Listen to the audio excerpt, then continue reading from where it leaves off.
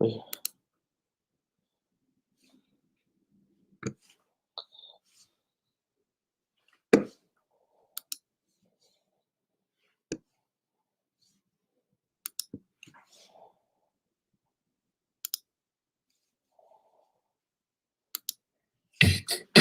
Girl, come on.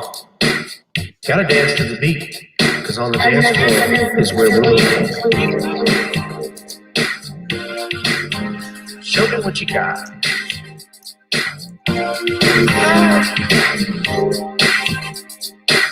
Gotta feel the groove.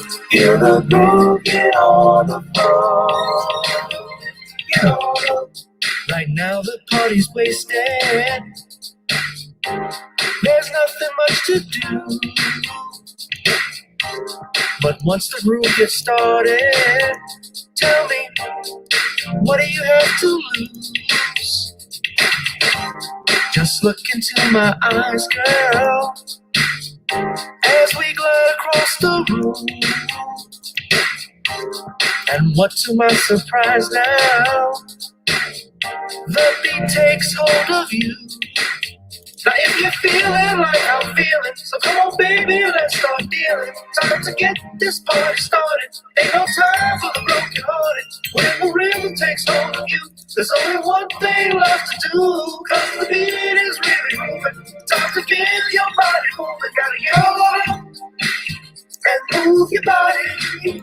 Cause when the beat is really grooving, start to feel your body moving. Gotta get on and shake something up. Feel the groove, get on the floor. Get on up. Tell the DJ, rock steady in the mood. Put on earth, wind, and fire. Tonight we're gonna groove. Show me how you do the four corners. Electric slide or two. Hit the bus stop, or do the body hop, baby. It's really up to you. Now if you're feeling like I'm feeling, so come on baby, let's start dealing. Time to get this party started. Ain't no time for the broken hearted. When the rhythm takes hold of you, there's only one thing left to do. Cause the beat is really moving. Time to get your body moving. Gotta get on up and move your body. Cause when the beat is really grooving, start to feel your body moving. Gotta get on up and shake something up. Feel the groove, get on the floor. Get on up. Now 2020 hasn't been the best year of all times. We've been dealing with death, the pandemic, racism, bad policing, and all the bad rhymes. But like Uncle Snoop once said, if you're breathing, you're achieving. So if you're ready, I need you all to get on up. Are you ready? 1 and 2 and 3 and 4. Get your butt on the dance floor. 5 and 6 and 7, 8. This jam we appreciate. We're gonna slide and step on the beat. On the dance floor is where we'll feel the groove. Get on the floor. Get on up and move your body. Cause when the beat is really grooving, start to feel your body moving. Gotta get on up and shake something up.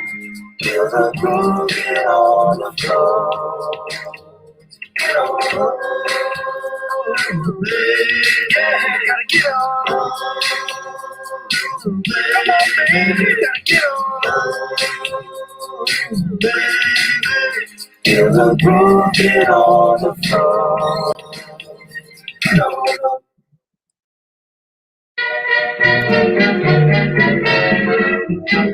Alright, that is not a part of the music. Hold on, let me see.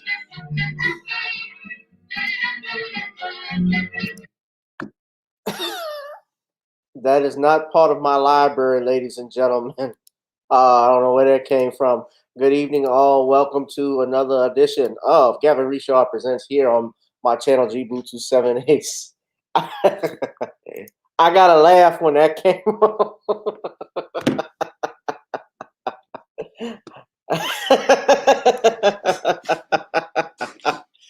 That just came off out of the blue. Shit, what was that?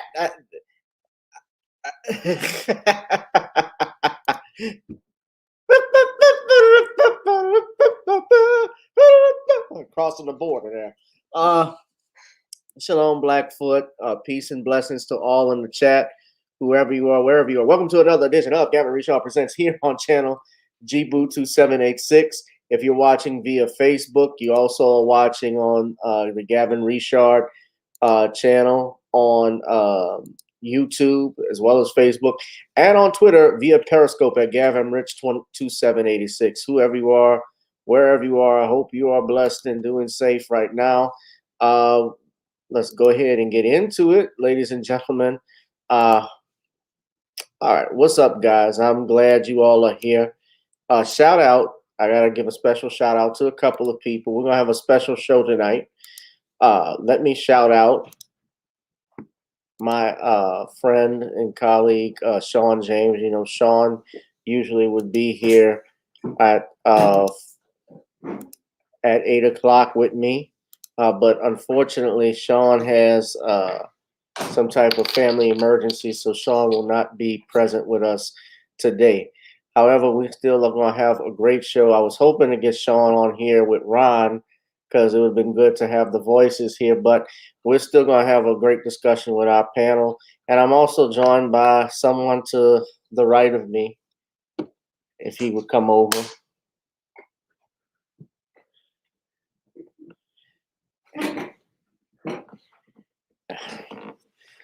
Channel, say hello to Papa Richard.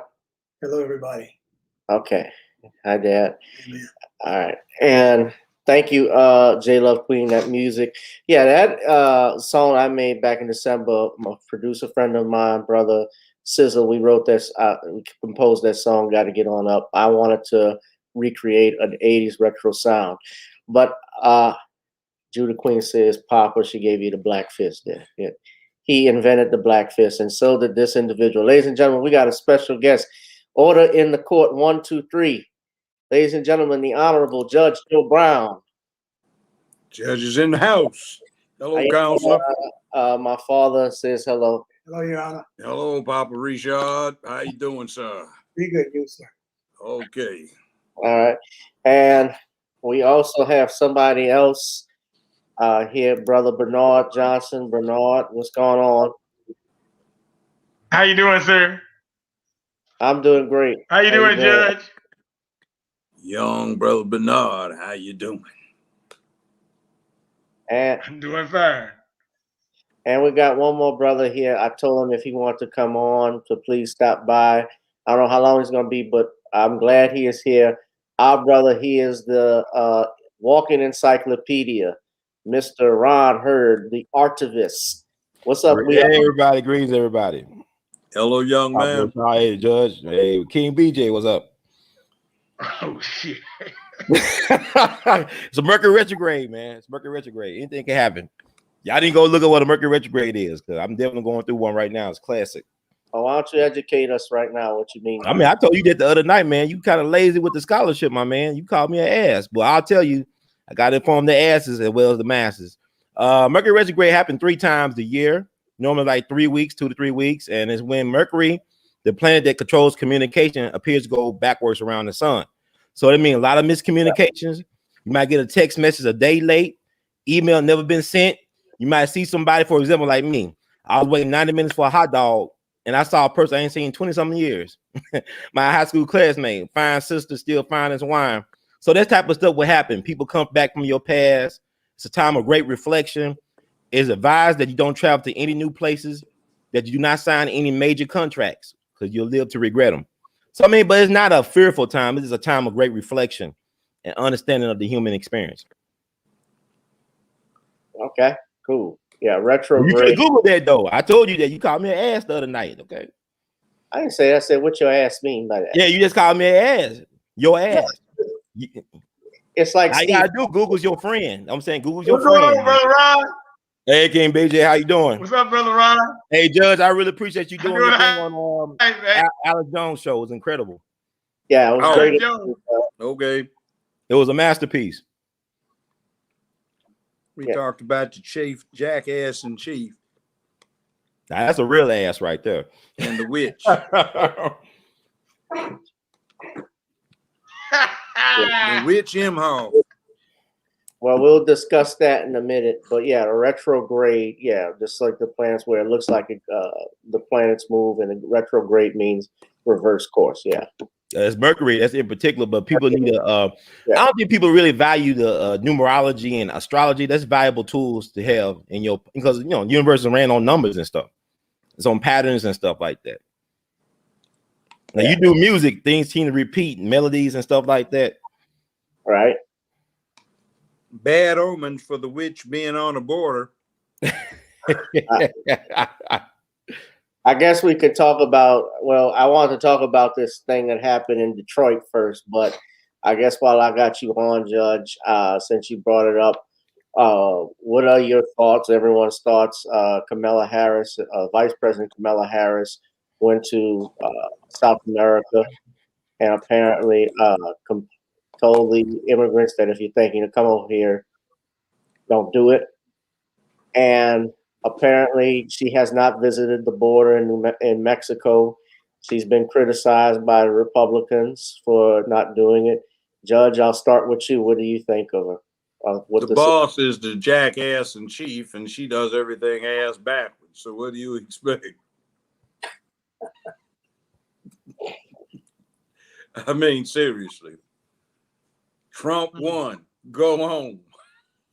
I mean, does it get any clearer than that? Nobody respects that bunch of clowns. And you want to see a precursor? This jackass in chief is going to resign in favor of the flash ass Mrs. Imhoff. And you're going to have Mrs. Imhoff and Mrs. Pelosi running the country, with one in the White House, and by operation of the 20th Amendment, you get the other one. And you see how little respect the country will get on the world scene. What is it? Chucks and Pearls, the joke? The Chucks and Pearls crew, yeah, the AKA. I'm embarrassed. My mother was an AKA. She got married in 1934. She's Can I ask a behind the question, wall. Judge and Ron? But I'm almost ashamed that her sorority has become such a bunch of foolish folk. Oh, we got Chucks and Pearls. We got the first Black Greek in the vice presidency. No, you didn't. The Alphas did. It was tall, bald-headed, blue-eyed white boy, Hubert Humphrey, vice president under LBJ. That's right. And Democratic Party presidential candidate. He's white boy, but he was A5A, got made back in the 30s up in Minnesota, and then again his grad chapter. That shows you don't have to be black. I don't know why they made him, but they did. And he got made the hard way, so I'll leave it at I got that. a question. Judge, I heard he got honorary though back in the 60s. I don't Right. think He got made back in the 30s. Well, I'm gonna put that out there because I want people to educate themselves. They No, I had to go shake Big Brother Hubert Humphrey's hand when he came to LA one time when I was pledging. What year was that? That was 1966. It got made in 65.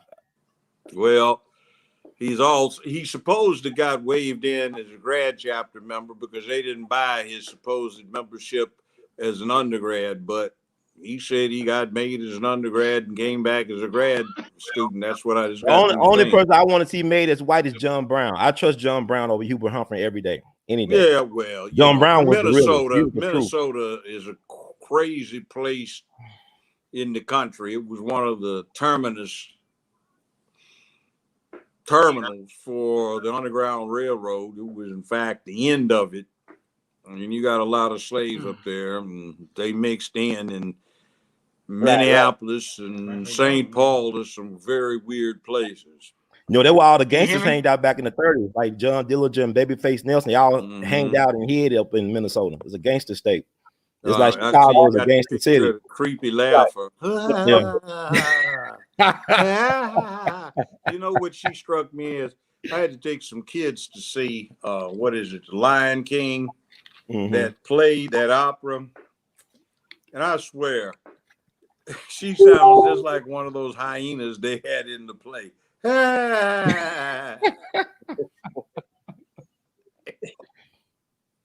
Bad hyena woman. Bernard, you had She's Hey, how Hindu Brahmin. how y'all Her doing? karma's Hey, been Judge. bad. So she's being groomed to the fact that she's coming back in her next incarnation as a hyena. Mm.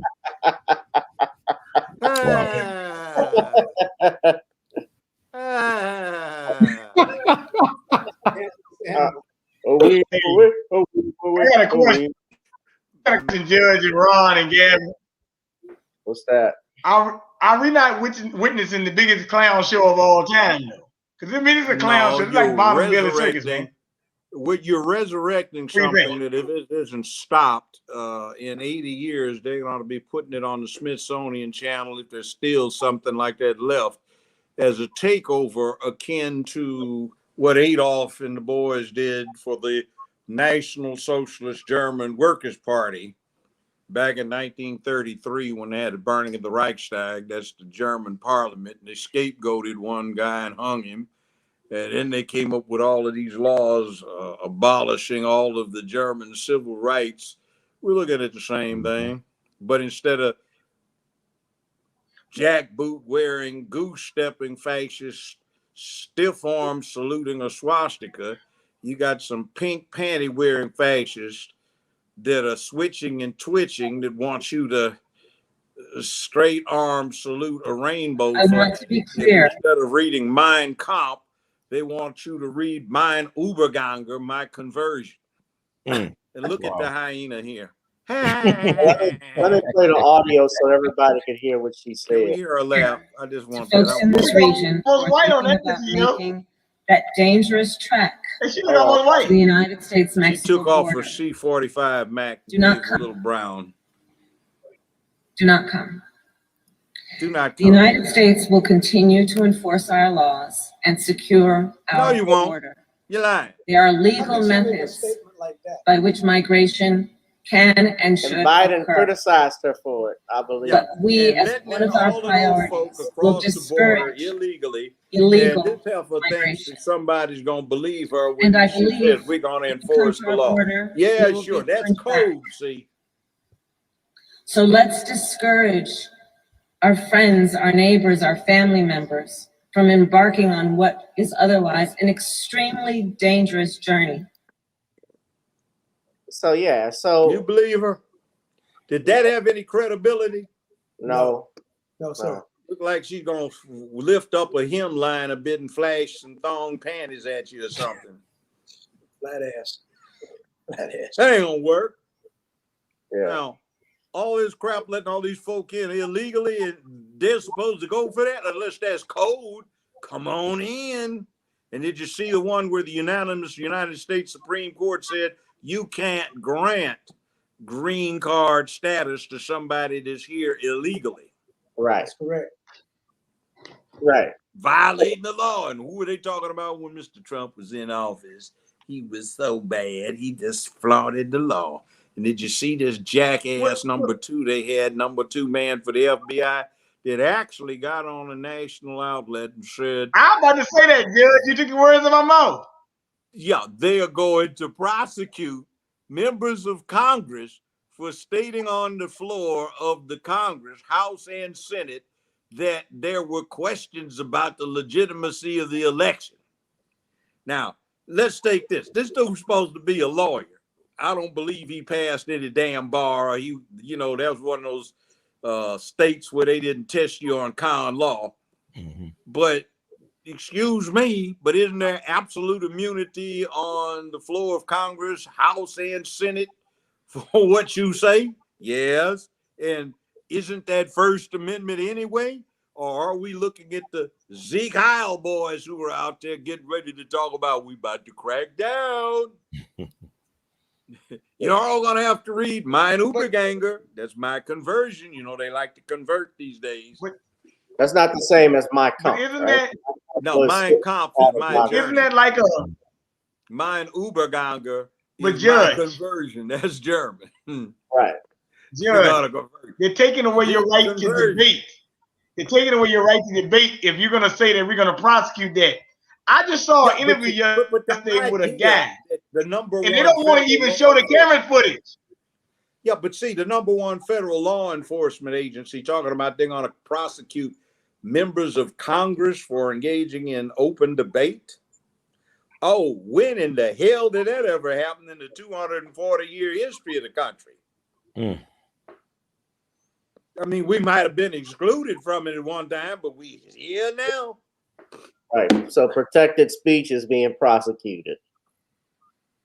Right. Well, we're here already. Yes. If they'll do it to I just came back a from senator or a representative, I just came back how from you think probation. they're gonna do to ordinary folk? I don't like the way that bitch looks when she grins like a hyena. It gets that creepy laugh. When she's coming back and her next incarnation is a hyena.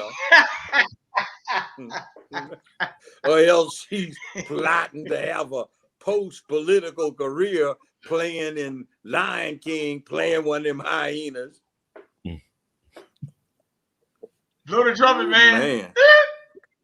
Oh, man. She's the A great. hyena wearing chucks and pearls. Oh God. She's out there hovering like a scavenger, ready to pounce on a carcass. Oh my God. Mm-mm-mm. So, Judge, so you say hyena, Judge, you must be talking about this. Yeah, but they have a real Wow. hyena on the left and her on the right, and there is this distinct Hey, man, I similarity. used to like the Lion King, man. Pictures. Whoopi Goldberg's character. Yeah, but have you seen the one where they got the actual hyena on the left and Imhoff on the right, and they look so much alike, even down to the teeth? Jeez. Oh man, it's just scary. No, I didn't see that one. Yeah, they showed it one time I saw recently. Yeah, anyway. Yeah. That is so sad that, I mean, if the leadership of the country has been reduced to scum at the bottom of the barrel, that makes and at a one new point- thing to scrape in the bottom of the barrel. Yeah. You asked for her laugh. This is, I guess, the clip from Fox News. They had a clip of her laughing off a question about the border. Later said she will eventually visit the border, Courtesy but of Fox wouldn't News. I specify don't own the when. rights to it. Copyright Act of 1970. Can you commit right now that you will indeed visit the U.S.-Mexico border and will you do it soon? Yes, I will, and I have before. The reality of it is that we need to prioritize what's happening at the border, and we have to prioritize why people are going to the border. Molly Hemingway is the senior editor of The Federalist and a Fox News contributor. Everybody knows why you're going to the border. Like, Wait a minute. She's been to the border. She lived in California. Everybody in hell has been to Tijuana. Yeah. She went down there to buy some tequila. She been to the No. border. She didn't go there to get tequila. She went to get that good Ducci while she was listening to Tupac in 1985. Yeah, that's what she was doing, smoking, listening to Tupac. Oh, maybe it and was Snoop CBD. Dogg when they were 9 and 10 years old. Yeah, they was really precocious. But she was blowing some herb up there. She went to the border. Yeah. She would have done better if she said Houdini. I could have believed that. Houdini or what's the other one in the 80s, man? What? Run DMC? Or something. This heifer scrape the dead flesh off of some rotten bones all the time. Yeah, I bet you smell like a scavenger too. I know you smell scavengers from a long way away because they got that dead smell about them, you know? Oh, God. From eating all that dead meat that's Gavin. been long dead. What's up, Hey, man? Gavin. Yeah. I sent y'all an article of the girl from BLM Colors. She done got a fence. She getting electric fence around her house, around her $1.4 million home.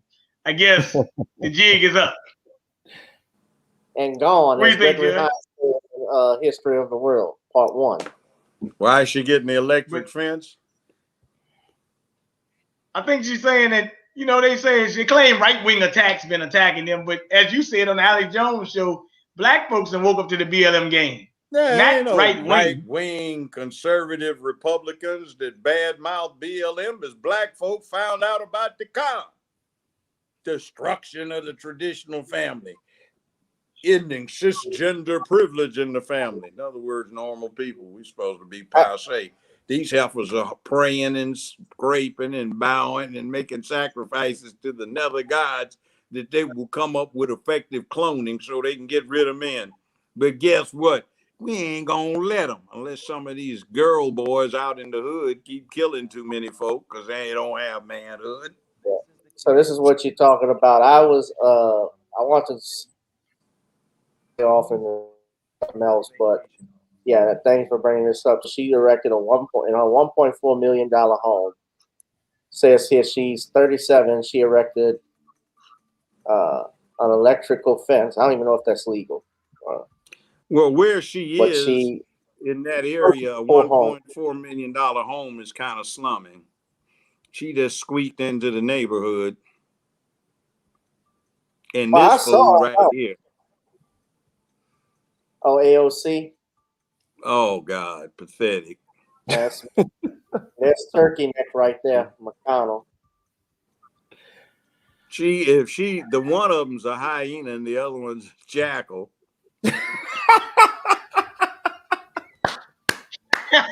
I love it. I love that. The jackal. That fit. Not the first words. Lady Jackal. Hey, Biden told Hey, Biden told this guy it's good about his pretty wife. He said it's great to meet your wife. I'm like, what the hell is that shit, man? He said that. That's Boris Johnson.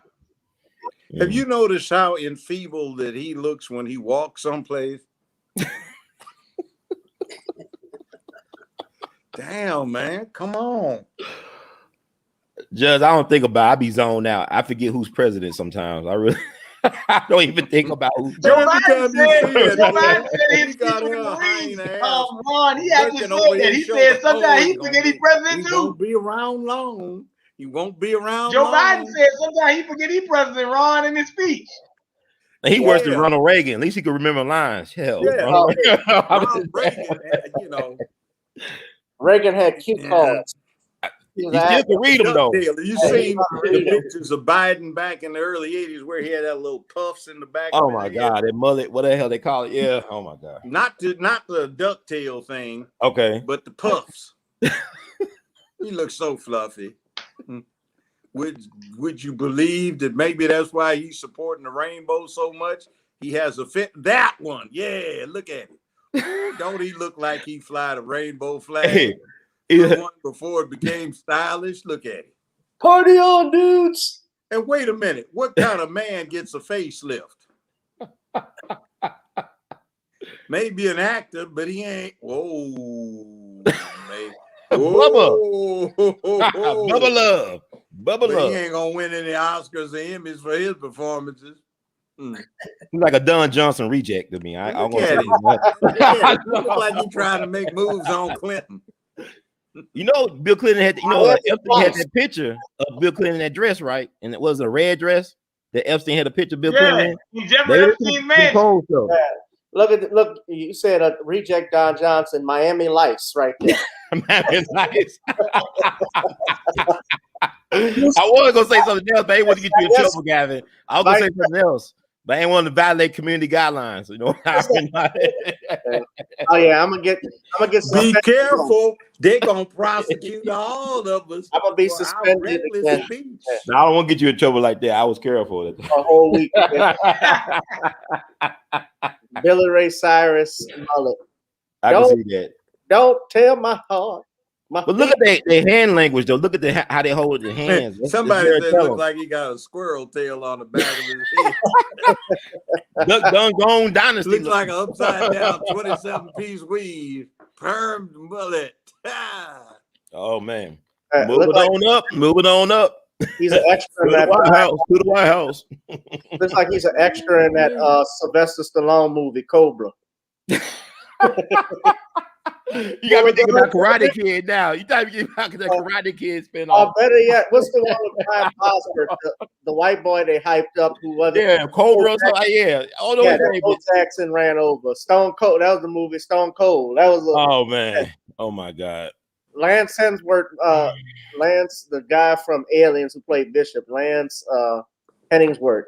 He played that character. He did good. He was a villain in it, and yeah, he's just to say he does look like an aged edition of that cyborg in the last Aliens, Prometheus. You know, yeah. Oh my God, the ultimate tool. Oh, you talking about the real bust from Oklahoma, that football player that was #1 or something like that. Brian Bosworth, yeah, he a real bust. You talking about a bust? You know what I'm saying?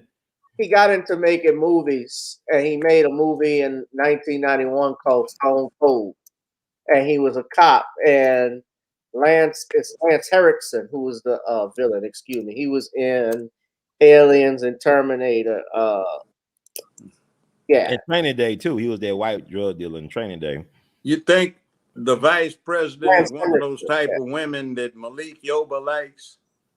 He probably do. It's just, you know, I can't look at New York Undercover no more, Judge. I can't look at the reruns because he had them ashy lips. I can't look at them no more. I don't know where his lips been. You think Camilla Imhoff is one of those types of women that Malik Yoba milk yogurt likes? Well, she like Joe Morton in drag. You know Joe Morton yeah, from but you know he likes those Scandal. chicks with dicks and tits. You think Camilla is one of those? She look like Joe Morton from Scandal. I'm talking about Camilla Harris. Yeah, no, I'm talking about Kamala. I'm talking about Kamala. She like Joe Morton, like Dr. Short says, like Joe Morton. You know, the guy that plays the girl daddy in Scandal. She like Joe Morton. Joe Morton played in Terminator 2. And a brother from another planet or something like that back in the day. Yeah, he played Dick Gregory as well in the play. Yeah, but I mean, I can see the resemblance. I mean, yeah, you can't tell these days. You go down to Atlanta, man, you got brothers walking better in high heels than the women do. You know what? Behind sometimes. I'm Hold up. Said he was in Atlanta and he walked over to talk to what he thought was one of the finest women you ever seen. Turned out to be a boy. You can't tell, man. It's hard. I was in Atlanta last month. And matter of fact, it was 5:30 in the morning. I was getting ready to leave, and this guy saw me in the elevator. He did like this. I'm like, what's up? There you go. And then I looked, then I said, what the hell is wrong with this guy? I got a gun in the back. I'm like, was he about to jump me? And he said, get on the elevator. And the guy had a training with him on the elevator.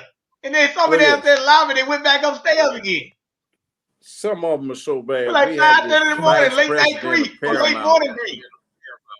We had this admitted gay boy who was vice president of Paramount for some department.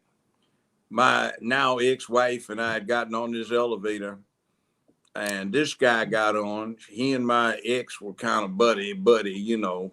They like to shop for purses and shit. And this flamer got on, and it was so bad, the admittedly gay boy jumped off. So we asked him, what the devil's wrong with you, man? I thought that was one of your people. He said he couldn't stand the flamer. Too much. Got too toasty up in there. He didn't want to be a toasted marshmallow. They didn't have any graham crackers in there and other shit to play s'mores with and some Hershey, you know. That's kind of like looking at a BLM demonstration. You got s'mores up in there. Whole lot of white and tan and very little chocolate. New York out the closet with milk yogurt. I can't look at that show no more. Milk yogurt. You remember when I had him on? I said, but wait. Yes, sir. You're not gay? He said, I'm not gay. I like women. I said, but I thought you like chicks with dicks. He said, Judge, well, they're women. I said, got it. And Judge, he was in that Tyler Perry movie with Janet Jackson, kissing all on her. I remember when Janet Jackson allegedly wanted Tupac to get an AIDS test when they did Poetic Justice, but she got Malik Yogurt kissing all on her, and why did I get married to milk yogurt? And you know what Tupac told Janet, huh? He said, I'll do it if I can get the draws for real. If you give me something for real, I'll take it. If not, think about Rock Hudson, all them guys, James Dean. I heard he went. I mean, all them guys do that in Hollywood. Marlon Brando. I mean, with the exception of Judge, you're not a Hollywood guy, Judge. I You ain't part outlier. of that. right. I was just doing televised binding sir. contractual arbitration under the California law. I wasn't in part of that. A real friendship. judge, not a one that plays one on TV. A real one. Real judge. Yeah, a lot I of do those remember- TV judges never were real judges. Yes, sir. Right. He cut. I remember when he was on, he actually left and punked out while y'all were talking. But even before that, even after that, Yeah, that's what I asked him. I said, but wait a minute. If you screwing something with a dick, that makes you gay, doesn't it? Well, he said it was a woman. I said, well, you believe everything somebody tells you? That's what he hung up. Right. Well, how can people believe this stuff? These can be very intelligent people, highly intelligent people. Make They had you Dwayne believe Wade on TV today, Judge. What's that? They had Dwayne Wade on TV today. Punk. Y'all be careful. I'm about to get. That's what got my strike the last. Yeah, I'm not trying to get you. I mean, I'm walking. Okay, well, let's put it this way. I'll make a direct comment. He was so right. He said when that wife of his wears the pants in the family. Oh, horrible. Since that Wait. what shall we say, boy of his wears dresses and he wears kilts, I guess his wife does wear the pants. You know what said? Lottie-dottie-dee. Like Judge, you had Kwame on your show. I did a great job last Friday. I love what you did on his show. But Dwayne That was Wayne great. should be acting like Kwame Brown. I wish Dwayne Wayne would act like Kwame Brown. He You know, can't. that'd be awesome, man. I mean, Hall of Famer. He's not a bust. He's can't. a Hall of Famer. You can't fake being man, but so much. That's what comes out. I think his wife. You see those dudes when they got the microphone, the rappers now, they look like they sucking on some They flesh. sure do. They ain't looking like they sucking on metal. Look, I saw a It's rapper flesh. girl. It was a rap girl. She could try to defend her boyfriend who looked like a girl. He looked more like a girl than she does. She tried, I mean, I was like, what the hell, man? Somebody Why your said, boyfriend strap look more on, feminine than you oh, do? this is funny. Strap on, strap off. Strap The strapper. on, strap off. The strap. Okay. That's the best one. Strap on, strap off. Strap on. Strap on. Strap on. It's horrible, man. The strap on. It's horrible. Hey.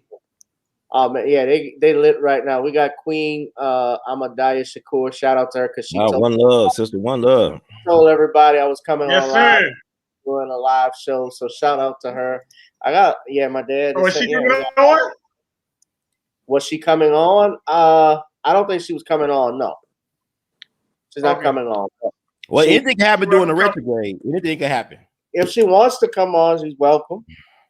She could just hit me up. She's welcome to stop by. But I wanted to talk about Yeah, something she's great. since we're talking about we were talking about Biden. I guess I could stay on Biden, but a different Biden and Hunter Biden's text messages that were released. Hunter Biden's racist text reveal. Right. Yeah. The rotten fruit didn't fall too far from that tree, did it? Crackhead. Yes, you got to be politically correct. It's not crackhead. It's Met. What do you call junkie? They use crystal meth. I thought whites used That fool got Chemically dismissed compromised. from the military allegedly for abusing crack. right, allegedly. Well, I guess since they found it wasn't allegedly, it was a finding of fact. Maybe. Get out of here. You gone. Right. His Crack. brother. out of You see how Delaware. rotten his teeth are? Straight out of There's women. probably Straight some, out of some women. meth up in there. Joe Biden's son. Oh. Now his son Bo, his brother Bo is actually the real hero. Like he was in the army, had brain cancer. His wife, I Why read. you a hero just because you got brain cancer? Well, no, Well, That's just well, being a hey, sad, hey, unlucky John somebody. McCain, John That ain't being McCain, come on heroic, now. is I'm it? not saying he's a hero because he had brain cancer. What I'm saying is that he was more. Maybe not the word hero, but he was a stand-up. I think a more stand-up guy Ain't compared. nobody in that old family Oh. stand up. Okay. Bunch of racist dogs from slaveholding Delaware. Delaware is the smallest state in the whole damn union. Do you know I 1 year, about 25 years ago, I literally ran from one side of Delaware to the other. It wasn't but 7 miles. Little bitty old, and that's where this fool comes from. Little bitty pee hole. So you said they inbred, Judge. They inbred Yeah, down in Delaware. one big trailer park. He's so look at that crackhead. Look, all inbred. And Donkey. So they Delaware's royal family then, huh? They the royal family of no, Delaware? they're not. They're the servants because the DuPonts run Delaware. I sure DuPont do. Highway, DuPont Road, DuPont Street, DuPont Boulevard, DuPont Alley, number 1, DuPont Alley, number 2, DuPont Alley, number 3, DuPont Elementary, DuPont Elementary prevailed, DuPont Elementary number 3, DuPont Junior. Everything is DuPont. They pay for it. They own everybody. Right. Mm. I'm more, you know, what took me back more was his attorney, George Messiahs. He actually charges $8.50 an hour, and that means I got to step my game up with how much I charge my clients. Yeah, since Hunter called him the N-word. Yeah. Yeah. You ain't nothing but no N. That may, because nigga, you better not be charging me Hennessy rates. We don't even talk. Biden said that? Wow. Yeah. We don't even talk allegedly. There it is. You're looking at it. Allegedly, right? But yeah, I'm looking at it. Allegedly, people don't even talk like that. Allegedly. I mean, black, we don't even talk. I don't even talk like that. I don't know anybody say Hennessy rates. He was hanging out with Tom Hanks' son. Hanging out with Tom Hanks' son. That's what it is. We got one bunch of fraudulent somebody here in the Memphis area. The Board of Education of the city got dissolved by some shyster city councilman, and they surrendered it to the county. So now 78% of the students have 2 votes, and the remaining 22% of the students have 6 votes on the county commission for education. And they've got a legal department, but they hired his law firm. They pay $350 to $1,200 an hour for in-office stuff that they already have a legal department supposedly handling. Yeah, it's crooked, but I don't know, $850. Well, is the taxpayers footing that bill though? Who's paying it? The taxpayers? The American taxpayers? The county? Yeah, the taxpayers are paying it. Okay, it's a hustle. What's worse is the stuff that was on his laptop, but they got more text messages. He says, "Oh my God, nigga, did you just a fictional character from the imagination of the collected, frightened, and my dead brothers? Unconditional love is what I should rely on, and my kids aren't children, George. My parents' love was conditioned." And he says, "My penis as of late has been unconditional." Okay. Yeah, he brags about it. And he's got free R. Kelly. Allegedly the last president before Trump's his lawyers are daughter footing his dong, you know, and he's doing it from the rear, and some of the stuff they aren't releasing in this country, but in other countries they are. And she's got free that prominent birthmark that allegedly looks like the ones you can see in pictures of her in a white bikini on the back, allegedly, that you can allegedly see in the pictures, which if you see allegedly look like the alleged birthmark on the back of her right thigh. But all that aside, that isn't even the bad part. CCP is releasing stuff where it's allegedly authenticated by NATO allies, and it shows the Obama Tang, Bush Bunny, leaning on his desk. Oh my God. This is crazy. Now Chief Jackass in charge, Joe, and crackhead Hunter and his Chinese gentleman, and they're discussing $1 billion paid to this firm that crackhead bad teeth boy works for, and they're saying Obama Tang is allegedly saying, from what I recall seeing, let me get this straight. 10% for me, 10% for Joe, 10% for Hunter, which is $100 million to call the U.S. Navy off of its aggressive patrolling in the South China Sea. That's treason. And by the way, they really made a move when they tried to get on Trump so they could evoke the 12th Amendment so he couldn't run again by, after the fact, trying to go against him for impeachment. That leaves Jackass in Chief And Bush Bunny half-breed over here liable for being proceeded against for what happened during the Bush Bunny's administration. Hunter? Yes. My dad was looking at the laptop. That's a meme that's going around. Allegedly, that is. Oh, I'm gonna say, man, geez. Oh my God. Yeah, my dad asked that he called Barack a nigga. I was like, well, Yeah. But you remember Chris Yeah. Rock was in the room with comedians See, when what they saying that happened word. So allegedly, Larry, what the laptop shows Larry was Wilmore, yeah. Dad Papasan hugging old Bush Bunny mulatto half-breed here. And he said, can I just one time? He said, go ahead. And he said, that's my, you know. Yeah, he just said it. I just slapped the fuck out of him. Well, Obama Tank right. don't know any better. He didn't grow up Well, in you know, America. but I would say this is America. You know, y'all in New Orleans, Louis Armstrong told this story to Queen Elizabeth. And she asked him how he got into show business. He said, a pimp from New Orleans named Black Benny, a bass drum player, and a pimp told him, you find a white man that likes you, that respect you, they'll fight for you, you become that white man's nigga. That's what he told Queen Elizabeth at the dinner table next to Prince Philip. And he was laughing. So, I mean, that's the reality. You know what I'm saying? You got to get one of them to sponsor you in order to get into the big house. Like Barack had Goldman Sachs to sponsor him to get into the big house. Look at Kamala. Well, he didn't need that. He didn't need that.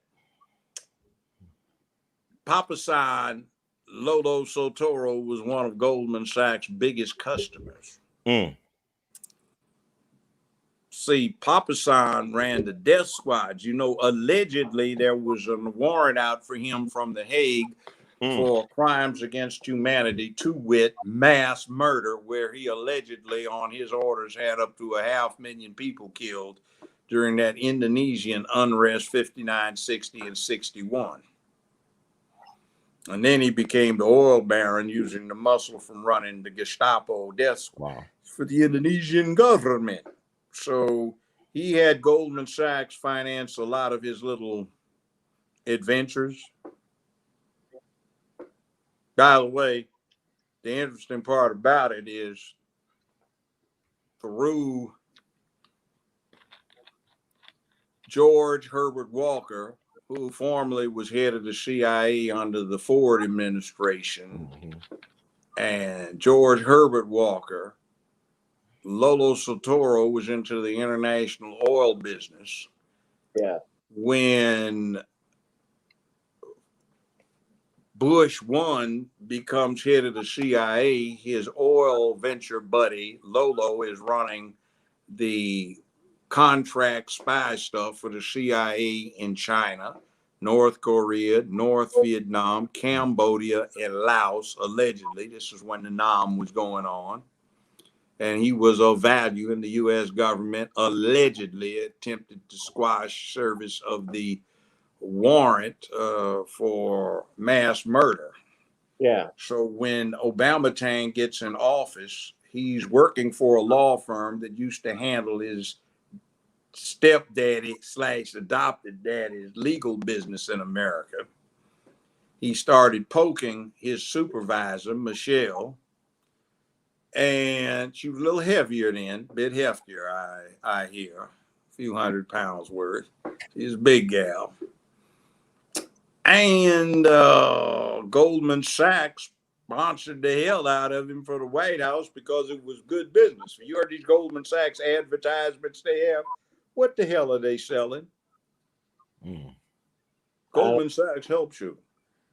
We are for the community. Support Goldman Sachs. Well, what the hell are you supposed to be buying? Almost commercial. Well, Timothy Geithner was part of Goldman Sachs too, Judge. Timothy Geithner was part of Goldman Sachs too. Timothy Geithner. Well, look at the Hiller and boat. His father was part of Goldman Sachs. Look at the Hiller boat. Her daddy worked for Goldman Larry Sachs. Summers. Cruz's wife worked for Goldman Sachs. Yeah. That's the real, you know. Didn't we have a Supreme Court justice that worked for him? Yeah, the one Obama Tang nominated did. The two women that Obama Tang got on the Supreme Court did. You know, that's that real, what did they call it? That shady medieval dark age organization that's trying to rule the world. Yeah. Interesting. And by the way, look at the other thing too. Look at Sam Hinckley. Know who Sam Hinckley is? Enlighten me, Judge. Who is Sam Hinckley? Died 1662. He was a French Huguenot who, to escape Catholic persecution in France, became an indentured servant to be taken to the English colonies, which were Protestant. So he was essentially a contract slave for 25 years. But he has as his direct descendants 7 U.S. presidents and 1 U.S. vice president. 3 of the presidents were George Herbert Walker Bush, George Walker Bush, and Lolo Soetoro's adopted child, Barack Obama, a.k.a. Bathhouse Barry Soetoro, through his mama. And then there was Dick Cheney in that mess too. Right. I know. He must have had some powerful sperm, boy. Right. I think he knocked that out the box. Experiment said, he must have wore some looky out, boy.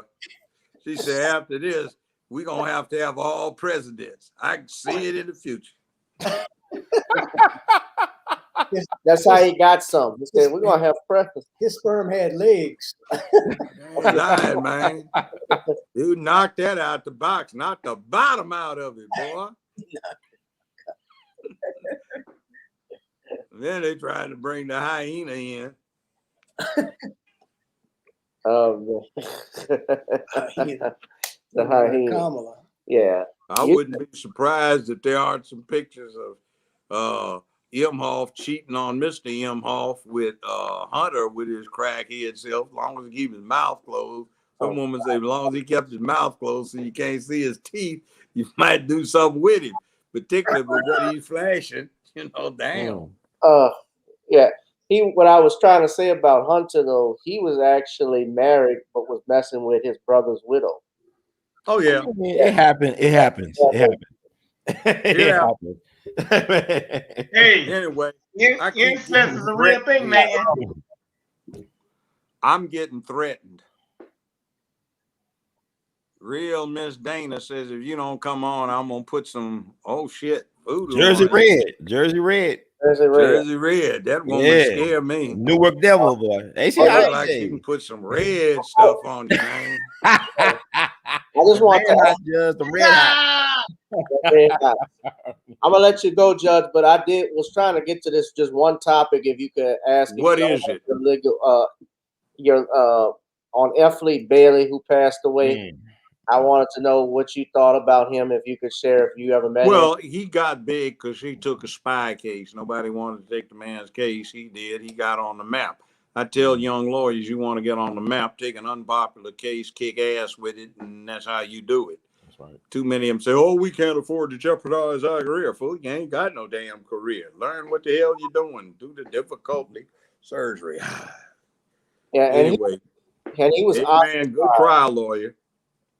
And he was ostracized over there. He never could pass the California bar, but hey, they didn't want him in.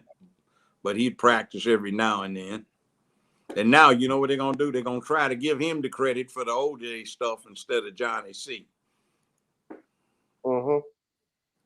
Yeah, and he got real lawyer. Oh, yeah. And, he actually got ostracized after representing OJ Simpson. He was the last one that truly defended him, because I know that Shapiro has backtracked. Oh, damn, Shapiro. Shapiro's the Jewish Ben Crump. As a lawyer. He's the Ben Crump. Your ass is holding yourself out as a hired gun, slap leather in the middle of Main Street at high noon. That's what your job is. What was that old thing? Have gun, will travel. Yeah. Paladin, that's what your ass is. And your job is not to get the guilty off. Your job is to make the government stay honest by ensuring that your client gets benefit of due process of law, so the bastards don't get too far out of check and get too damn used to screwing everybody. And come Queen La Imhoff was deep into that. Every time she'd get ready to should be chastised, she'd just hike up her skirt a little bit and flash some thigh, and the judge would go, "Oh my." Well, that's all right, Ms. Harris. You just don't do it again, or not too often. But anyway, I'm out of here, guys. All right, you guys. Have All right, fun with Judge. the hyena and the jackals and all that stuff. Thank you, Judge. And look who's coming in. Hey, Queen. Queen, Hi there. Hey, how you doing? Alrighty. Hey, how you doing today? Just that quick, people. I went from the audience to being in the live. Okay. Mercury retrograde. I tell you, anything can happen doing a retrograde. Hey, speaking of which, that trip to the border, maybe she's don't want to go to the border while Mercury's in retrograde status. Anyway, I'm out of here. Just a thought. Okay, love you, Judge. Take care. Yeah. I'm glad to see you. Glad to see you. Talk to you I'm tomorrow. glad to see you. How you doing? All right. Sorry, Dana. He's coming on now. Jersey Red, what's up? Ah, All right.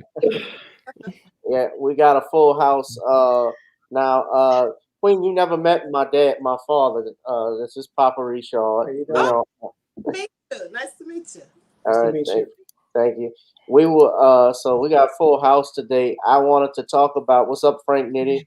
I wanted to talk about you guys. Please be sure to hit that like, share, and subscribe, and donate to the channel. Gavin Richard Esquire, as you know, we are not monetized on this channel, so when you support us by donations, you help us grow.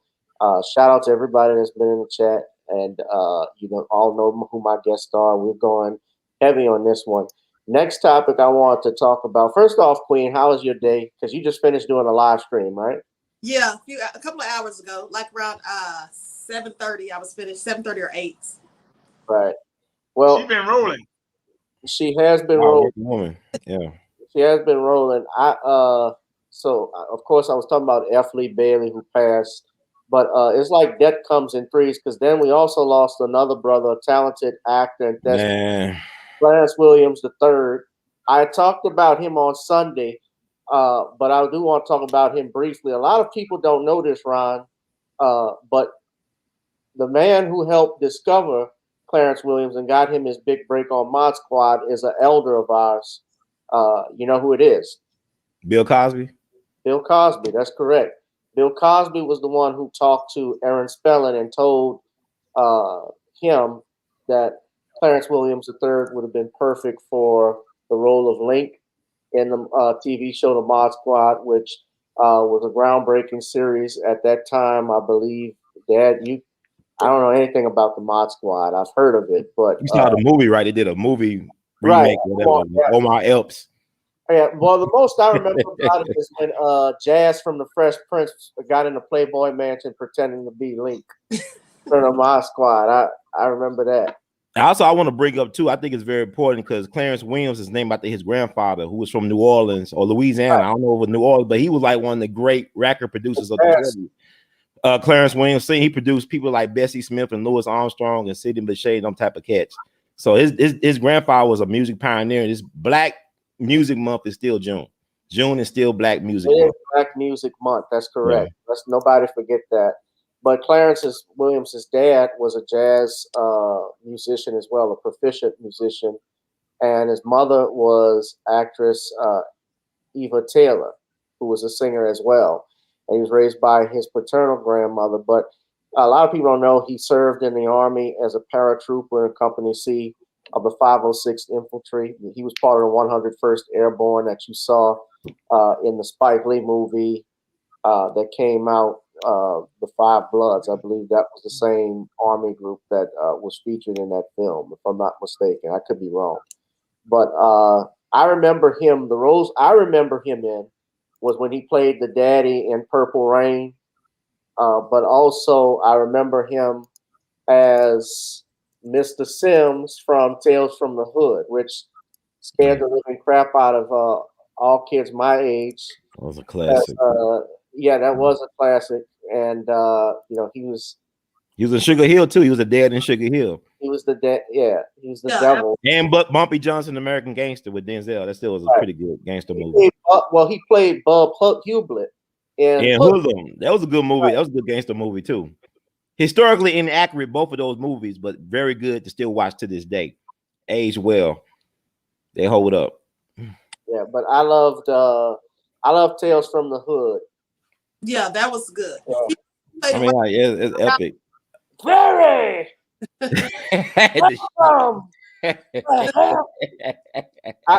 I had played it. I would play it again, but I got a copyright strike, even though I beat it. But so I don't want to play it again just because I hate going through that stuff with Facebook. But that whole thing, yeah, that scene was scary. What freaked me out because I live in New Orleans. We got all of these plantations, so every time I pass them, I'm thinking of them little dolls that were running around, and I hear the violin. They got nigglets. Yeah. Yeah. My mom, we used to laugh at that, but yeah, very talented actor. He doesn't get a lot of credit for movies he's been. I actually met him. They were filming a TV show here in New Orleans when this was all of the films and movies were flocking down to Louisiana because of the tax breaks they were going to get. There's a TV show, it didn't last long, called Memphis Beat, and I was an extra on that. And we were filming out in St. John the Baptist Parish in one of the sound studios. So he was leaving for the day. I walked up to him and I shook hands with him, and he very nice guy, very humble. And I'm sorry that he passed away due to colon cancer. I saw he has a daughter and some nephews and nieces. So my condolences to them. He also was on "I'm Gonna Get You, Sucker" too. Remember that classic scene? Yes. Militant black dude with the white lady as his wife. My great Nubian warrior. Hotep is woke. What got me is the scene was when. Then I heard the People's Revolutionary was 1,000 strong. They got government jobs.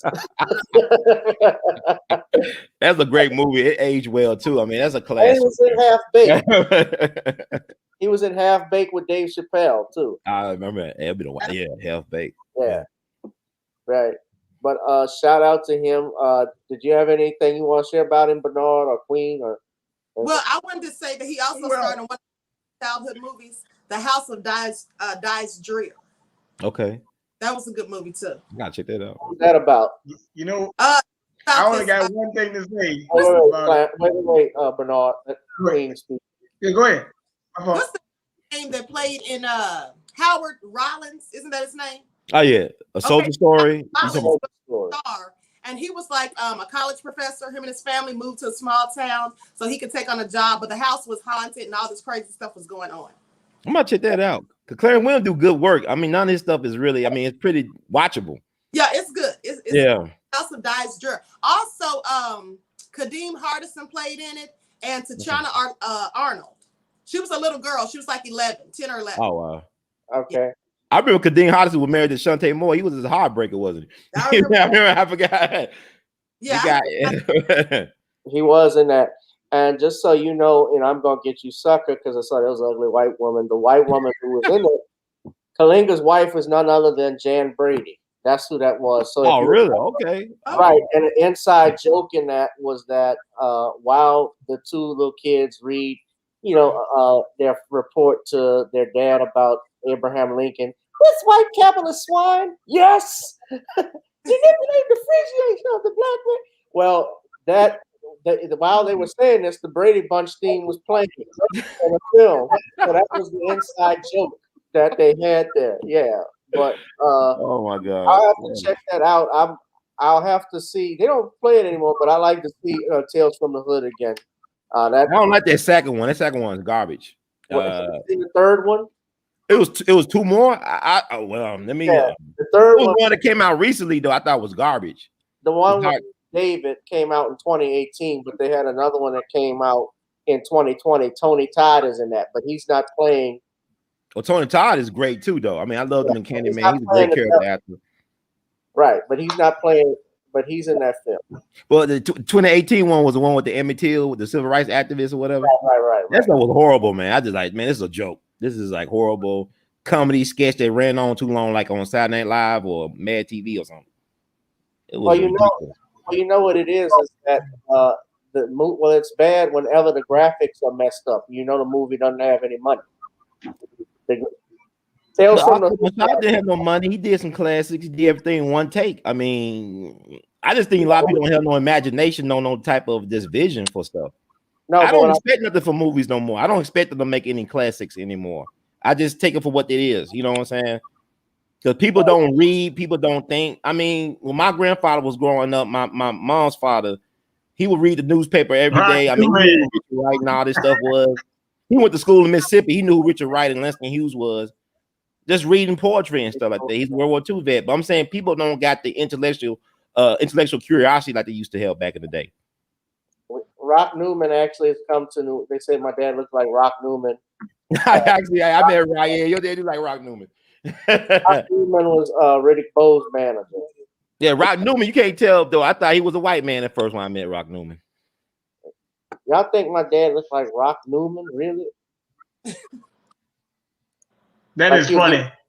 He gonna jump in the ring and beat up people with his walkie-talkie like Riddick Bowe when he got nut punched by Galata. And you know, Dick Gregory helped train Riddick Bowe. Dad's more handsome.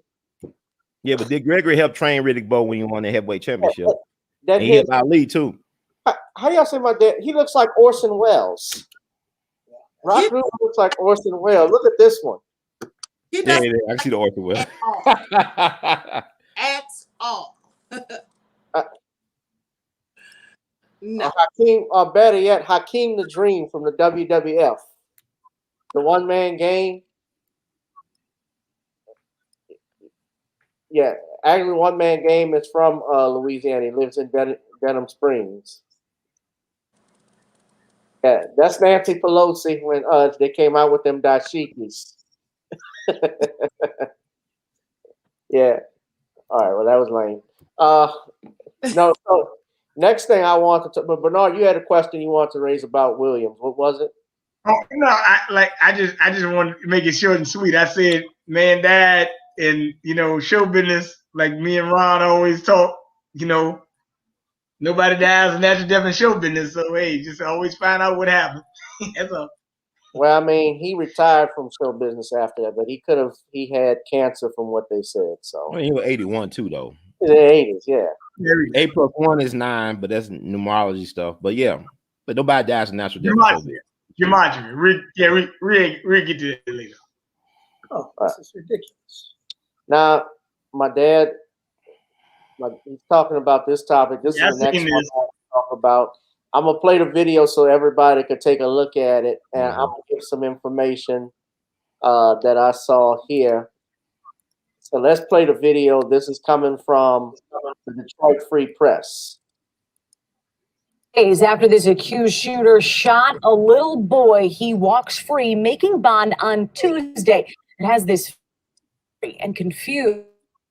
And I'm trying to figure out how he got a bond that was so low for trying to kill my kid. Trying to figure out Ryan Lee Wen is out of jail after allegedly shooting his son Kobe. He tried to move a sledgehammer, but that's not working. He was too fast. So then what did he do? Got a gun. Boom! Shot me right here. It's all on video Saturday Candlewood Lane. See kids playing, hear a gunshot, then Kobe realizes it's hit.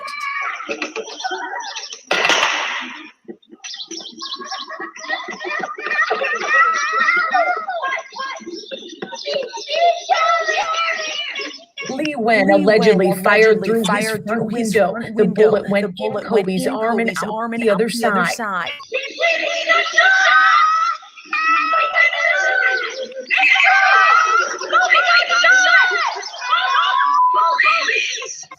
Did it hurt? Yes. You point to it? Show us where it's at. Right now, he's not even processing exactly what happened. He don't realize how close he came to not being here. But I realize it. 29-year-old Lee Wen is charged with assault with intent to murder. He's apparently had issues with neighbors in the past, and this time, Dad Arnold suspects Lee Wen was mad. Kobe's bike was in his yard. I'm irate, really. I mean, I can't I can't function and I don't know what to do. A Washtenaw County judge gave him a $10,000 cash bond, which he made Tuesday. This is him walking out, picked up by family. The prosecutor's office shocked at the low bond. They're filing an emergency motion to get it changed. A judge's order not to return home, but it's a piece of paper, says Arnold.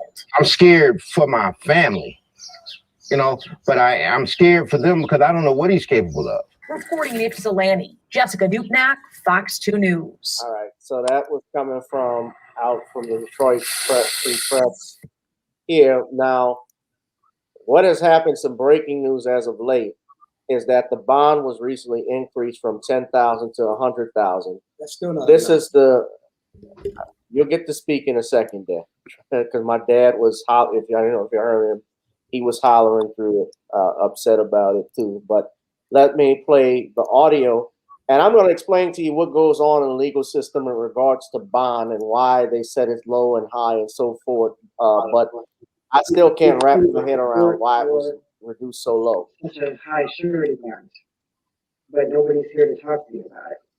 So this is the judge. The support for such a high surety bond, but nobody's here to talk to me about it.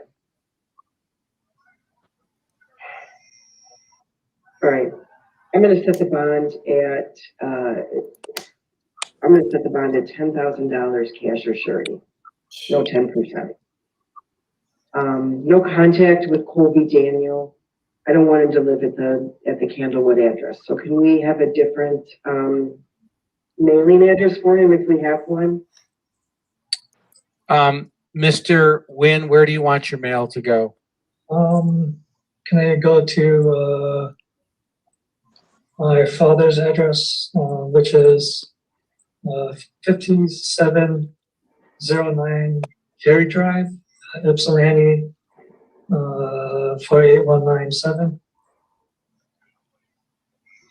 They forgot to bleep out his address Yes. too. Okay, and then Mr. Simon, do you want him to give me his email now, or do you want to do that later? Sure, that's fine. Okay. What's your email address, Mr. Lehman? Email address is LE.Ryan123 @gmail. Did you say the first two letters were M like Mary? L as in Lima, and then E as in elephant. .Ryan123. And it's all right with you if the court uses your email to contact you? Yes. Do you want to give me a phone number too? Phone number is my phone number. I don't know what they're doing. Okay. It's 517-883-3795. I'm trying to figure out, is he on a camera phone? Or if that's the actual laptop. It's got it. Well, it's in the sheriff's office because I see the name at the bottom there, but you notice it's all close up to it. So while you're on bond, so I set the bond to $10,000 cash or surety. While you're on bond, no contact with the alleged victim, Colby Daniel. Do not go to Candlewood. Do you have belongings there? Do you need to go? I do. I have like my vehicle. Okay. My vehicle are still there, and my clothing. Oh, sorry. Okay. Except for Slash his tires. Sounds like a risk. Not that I encourage that. Let me be clear. I just said that off the cuff. So I don't encourage. I have to do that as a lawyer because people jump on me. But let me just tell you all what goes on with that. Now they increased it to 100,000 after the prosecutor's office complained, but also there were a lot of complaints that were sent by the community that were upset about this. Now let me just go over what typically happens in a bond proceeding when they reduce bond or when they set it. It's based off several factors. The main factor is one of the main factors is the nature of the crime. This was assault with intent to murder. And in Michigan, my understanding is that it could be set for a number of years to life in prison, depending on the circumstances. So this is a felony. This is not a misdemeanor. The other factors they consider is whether that person's a flight risk, as you pointed out, Queen, whether they're also a danger to the community, what their standing is in the community, do they have a prior criminal record, Are they able to pay bond and so forth? And from what Blackfoot says, he's not the least sorry for what he has done. Oh, he's not. No, he doesn't look like it. In my understanding, I don't know what happened or provoked it, but whatever could have been could not. This is a child. At the end of the day, these are kids. You saw all of those kids running on that ring camera video. I don't know who the adult was that was there, who that woman was with them. I don't know if that was his mother. Looked like a child too. No, I'm the one that lady. I don't know who he looks biracial, so probably was. Yeah, if that was his mom or what happened, but he was trying to get his bike, from my understanding, out by the neighbor's yard when he was shot. Mhm. And thank God he was not killed. It would have been 10 times worse. But the father said, "I don't know what to do. I know what I would do. I know what If it were my child." But his father's address that he's going to. They gave that out. they gave that out. They didn't mute it. Yeah. They didn't mute it. That's what he said. But it shows the disrespect for black masculinity in this era, though, because the father said the wrong things. I think about Latasha Harlins. See, that thing about Latasha Harlins, that dude has a history of probably doing that to black children in the neighborhood. Because Latasha Harlins, before she got killed, that Korean lady was known for pointing guns at black children going to that store. And Latasha Harlins told her friends, she ain't gonna do nothing to y'all. She just doing what and then she killed Latasha Harlins. And black folks allow for that to go on. See, I blame that man said the wrong damn thing. Excuse me, no disrespect. He don't say nothing like what he said. I'm scared. You saw LeBron James. I'm scared. They scared. We all just scared. No, you shoot my child. No. You have, you better hope that you can stay in jail. You better hope you can stay in jail. You ain't gonna get out. No, you ain't gonna go back home and get your clothes. I'm sorry. I just let me ask you an analogy right quick. Gavin, on your platform. Can we make an analogy right quick? Okay. See, I got something to say about this because that's why this is Asian hate crime crap. You see that? You see what happened? You got Danny Glover and Al Sharpton, all these bootleg protesters, stop Asian hate and all this other crap, right? Isn't he supposed to be the weapon 5? What is he doing? He out here talking like Cookie Monster. Right, exactly. That's whatever. I'm not getting to all that. We'll talk about him in a second. But my thing is, you made a point. That's my child. A bear, lion, dog, bird, any animal you want to name, right? Alligator. Even a buck or deer. Doesn't matter. If you attack any animals young, they are not going to say they're scared. They will fight to the death. What the hell is wrong with us? You're not supposed to say, I'm scared. What you scared of? Fight back. Come on. Don't say it on camera, though. Don't say it on camera. He doesn't know what he's going to do. Mm-hmm. He should be afraid of what you're going to do. Exactly. And the thing is, I did a video on this and talking about how Danny Glover and Al Sharpton were up there at the anti-Asian hate rally for the Asians. When your own black people are the ones getting all the hate, we'll be the ones being attacked by Asians, not the other way around. It might be a few people doing that, but as a collective, the Asians are known for attacking black people. And there's numerous histories of that. Also, to your point, they said that this guy had numerous problems with them before, or the family problems with the past. So this has been ongoing. Right. I saw that. That was Dad, you wanted to say something. Yeah, I just wanted to say, you should never get to the point where you pulling a gun on somebody because their bike was on the lawn. These kids are playing. Secondly, if I don't know who this guy is, I don't know nothing about him, but it all goes back to Malcolm X, when he talked about what we must do to protect our children and our family and our people, by any means necessary. But this he'd have never walked out of his house, because if he did, the first time he walked out of his house, I'd have put a bullet in his ass, a bullet between his eyes, because he deserves to be shot and killed. Absolutely. Because at the end of the day, you have a right to do that. because you have a right to defend yourself and your children. That's right. Okay. I have not a right from the United States government. I have a divine right. That's right. Divine right. Right. That cannot be taken away from me. That cannot be taken away from me. And anybody tries to take that from anybody, they have a right to fight back with whatever they have available. That's right. Absolutely. Whatever they have. This man should have been in jail, and really, the neighborhood fathers should have gotten together and said, "You don't belong in this neighborhood. We're gonna show you what we do to people like you that pull guns on our kids and shoot them. You know, we're gonna take your arm off first. We're gonna cut your feet off. Then, if that don't work, we're gonna find some place where they got alligators and throw your ass in there with them." Gavin looking nervous over there, pops. You know, community guidelines, man. You meet community guidelines. You meet nonviolence with nonviolence. I hear you. You right. Violence with violence. Yes, you'd have to be crazy not to meet violence with violence. What would my wife say if somebody shot one of my two boys? Yeah. Say, well, I don't know what to do. What she would do? Yeah, most definitely. Yes, sir. I agree. Oh, so. You know what, the Tulsa thing, I need people to really look at the different narratives on Tulsa.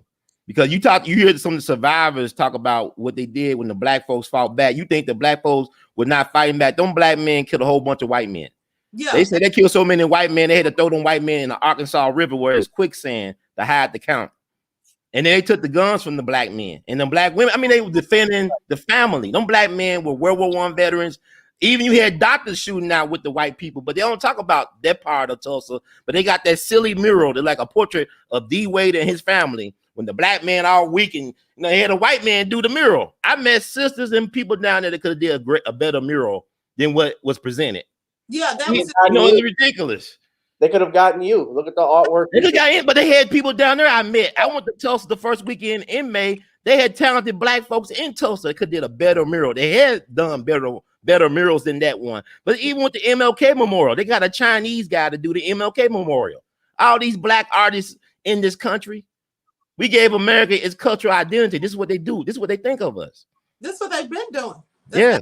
You know, when they make movies about our heroes and heroines, they use non-foundational black Americans. Exactly. This is ridiculous. So this but also to what you said about the black men fighting back, yes, the war veterans got their guns, the soldiers, they went and defended.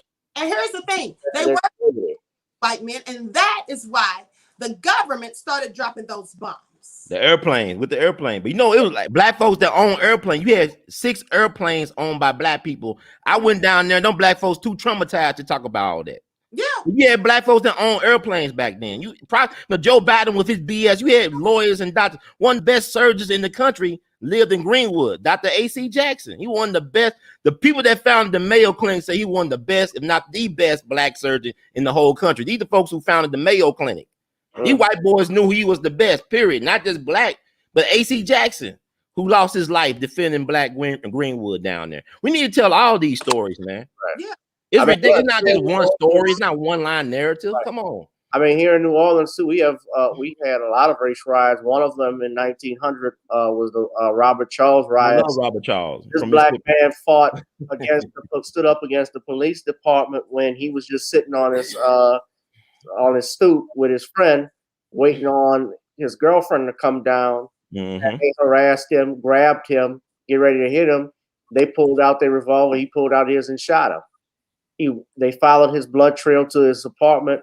When the cops came in there to kill him, he killed him. What happened? A black dude snitched on him, and he killed that black dude the next week. It was a black dude that snitched on his whereabouts, and the black folks took care of business and killed that rat bastard.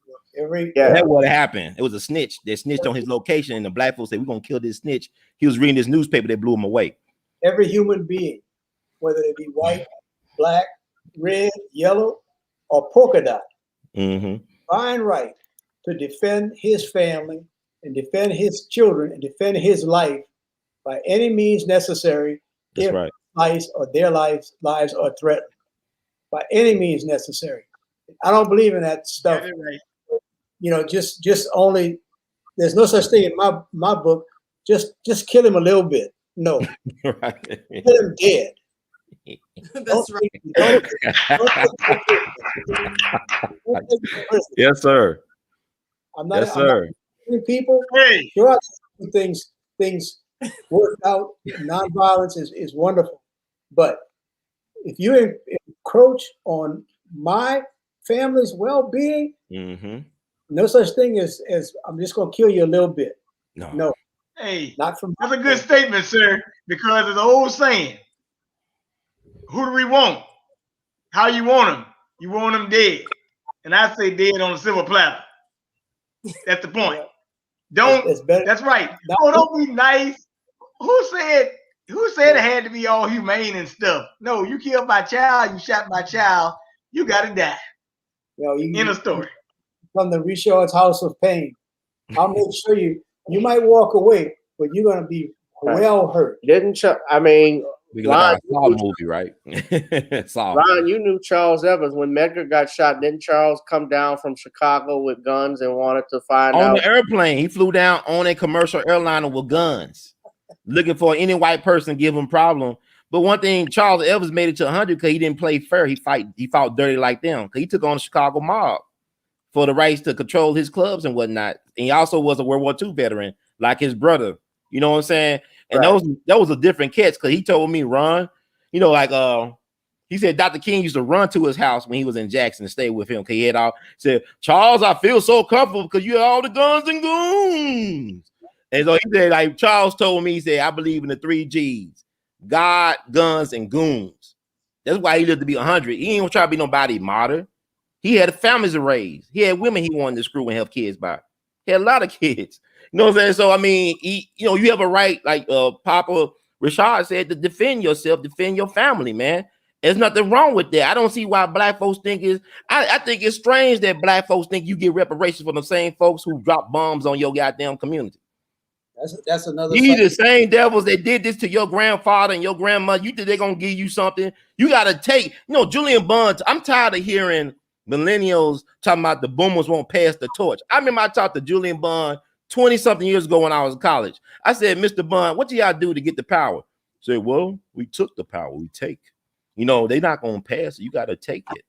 Right. You look at these mob movies, they don't wait for the Godfather to die. They killed the Godfather. Take it. You know what I'm saying? You don't wait, you take. It's America. Right. Lucky Luciano killed Big Joe Masala. Yeah, Mozzarella and Marizano. The old mustache Pete's. You got to take what you want. Like, it's an old saying, kill your father, kill your teacher. You want to be great. Richard Wright brought in James Baldwin to the literary world. How did James Baldwin repay Richard Wright? He did character assassinate him through literature. You look at even Langston Hughes bringing in Dr. Zora Neale Hurston, gave her his benefactor, his white sponsor. They wrote a play called Mulebone. She wouldn't give Langston his proper credit. They had a falling out. But years later, when she was accused of child molestation, when she was poor and down and out, he came to her defense.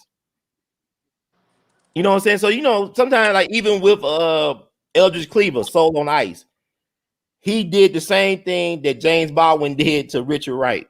He took him down a peg, Yeah, and every time you raise an arm, the first thing the people in power are going to say, let's do this civilly. Let's work this out.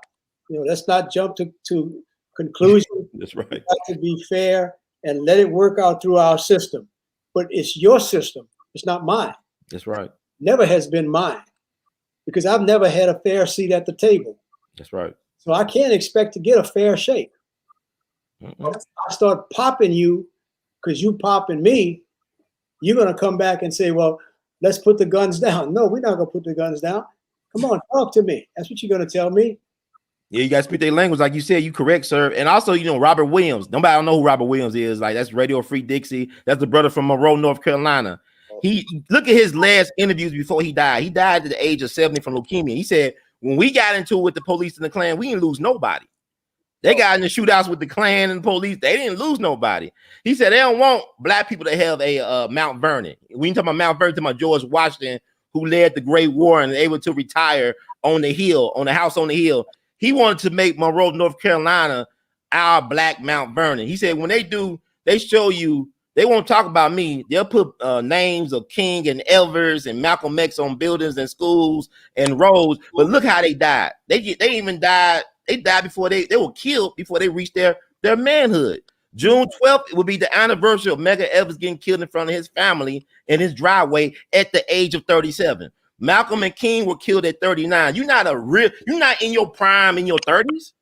You get there when you go into your 40s and 50s. They don't even allow us to have men. And now look at the status of black men now. We are the most disrespected, the least appreciated in America. It's not what Malcolm said about the black woman 60-something years ago.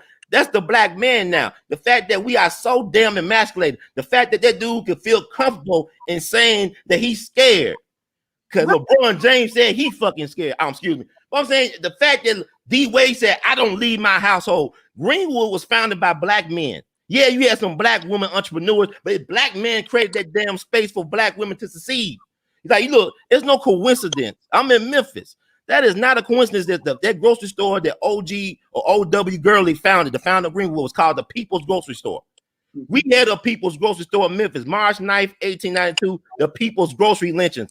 Ida B. Wells' best friend, Thomas Mouse, a strong, black, masculine man, leader of the community, was killed with his two partners for being successful business people. They don't lynch black folks for being rapists and criminals. They lynch you for being successful business folks with ambition.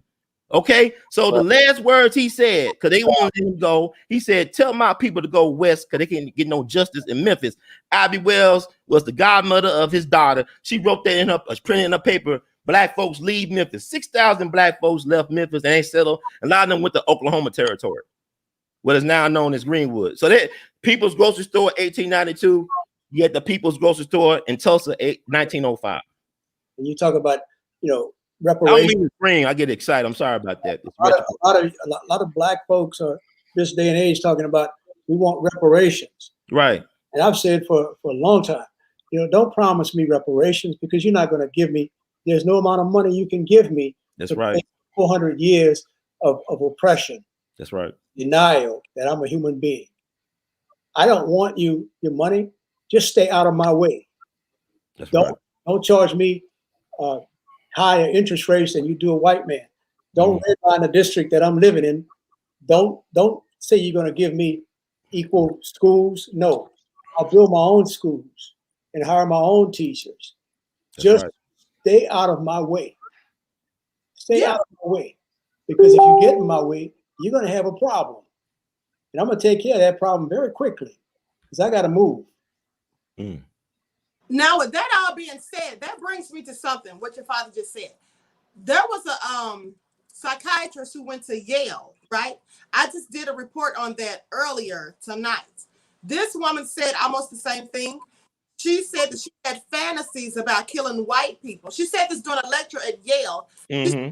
Fantasies about killing white people and blowing a bullet hole through the head of any white person who stood in her way. That's right. And she said she was going to eat, right? And so now they are trying to censor her speech or whatever. She said she basically was using that metaphorically, just to let them know how it feels when they say these things or whatever. And they don't think it's anything wrong when they say it. That's but right. when she said she fantasizes these things. Now, so when she's making her point, of course, they don't want to hear that because they don't want to accept the ownership for the racism, systemic oppression, and all the heinous atrocities they've committed. And it seems like they can't comprehend or understand why somebody would feel like that. I mean, that should be expected. After all the things they've done and all the things people have seen and all the things they put people through, they should expect that people should feel like that. So anyway, they're censoring her whole speech or whatever. Well, and a bunch of people, because she's a psychiatrist licensed in New York, a bunch of people, white people, they went on her website and started giving her bad reviews and all of that, trying to discredit her, and saying that she's crazy and saying that, if you shouldn't hire her for a psychiatrist because she'll probably kill you if you're white and all of that kind of stuff. So it was just all crazy. But I thought that was very interesting commentary that she gave when she lectured them. Yeah, and one thing I want to say is this, you got Asian hate laws coming out. We as black people, we always try to fit in where we're not wanted. And what I'm saying is, if if everything was fair in this country, the Constitution would never have to be amended. And what I'm pointing out is this: you don't need all of these laws if you truly mean that everyone is equal. You don't need all these laws. For instance, segregation is against the law. Anybody who committing performs an act of segregation is a segregationist, and that's criminal. So anybody that stops you from your God-given rights of life and liberty and harmony with your fellow man, they're breaking the law. So they are criminal. So you have every right to do what you want to do to prevent them from prohibiting you from exercising your rights. You don't need all these laws. The Constitution there. They're criminals. Get rid of them. Society a whole lot better off. You know, today is also the anniversary of the death of Jack Johnson. And I was thinking about what you were saying there about masculinity. Regardless of what you think about his choice in women, he was a man. Because he was married to 2 black women, just couldn't handle it. He ran to the white women. But they had a man act because he was such a man. You know what I'm saying? He was a man. You know what I'm saying? And he didn't get back to that type of stuff in terms of just challenging the status quo. Yeah, they passed that bill to prevent him from fighting and defending his title, just take his title away from him. Just like what they did Ali. He didn't want to. Yeah, he was justified in that. Why would he go 8,000 miles to fight somebody? He didn't know him and them, and they didn't know him. And he never called him a nigga. Exactly. So, but to make the Ali thing, because I think it was the anniversary of his death. He died on June the 4th or something like that, the 2016. It was early June of 2016. But with Ali, he didn't have to take that stance though, because like really, he was not going to be on the front lines. He'll do some boxing. He's gonna be like Elvis. But that's why I miss so much that he lost his prime years though by doing that. He lost 3 or 4 years of his prime by doing that. United States Army. That's he was going in there, and you don't know. You know, you can't believe what those people say. They might have stuck a gun in his hand and dropped him off at the front lines with a chauffeur. Well, I know they screwed over Joe Louis still. Joe Louis was a G. He gave the government $1 million. He did free boxing exhibitions and they destroyed that man. He made sure that Jackie Robinson became an officer in the Army, a lieutenant. Joe Louis did a lot of things. He was a patriot and they still destroyed Joe Louis.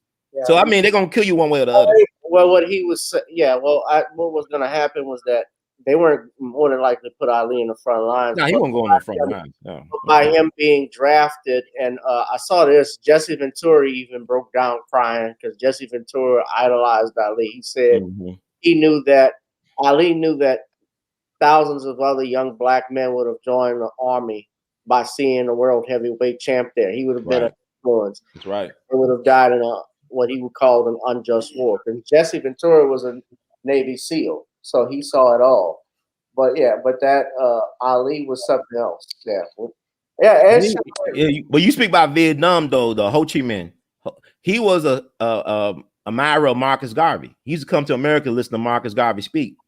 See, the Asians benefit a lot from us as a people. You know what I'm saying? Everybody has benefited from black folks except for so-called black people. Right. Everybody has benefited from us except for us because we don't put ourselves first, because we don't believe in protecting ourselves. We don't believe in self-preservation.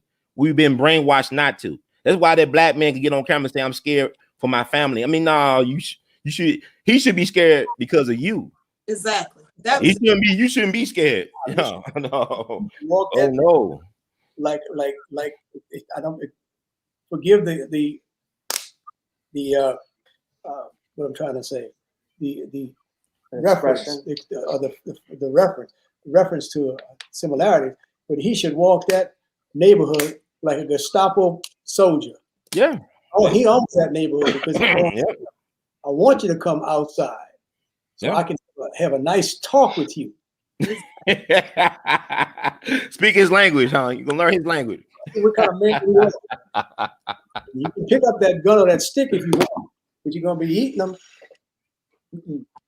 I think that's horrible, Papa Richard. Not what you said, but the fact that black man, he was scared to be angry. I mean, damn, man, that's your kid, man. That's the problem. His son has more courage than he does. I don't understand, man. His son just got shot. There's nothing wrong with There's nothing wrong with getting angry.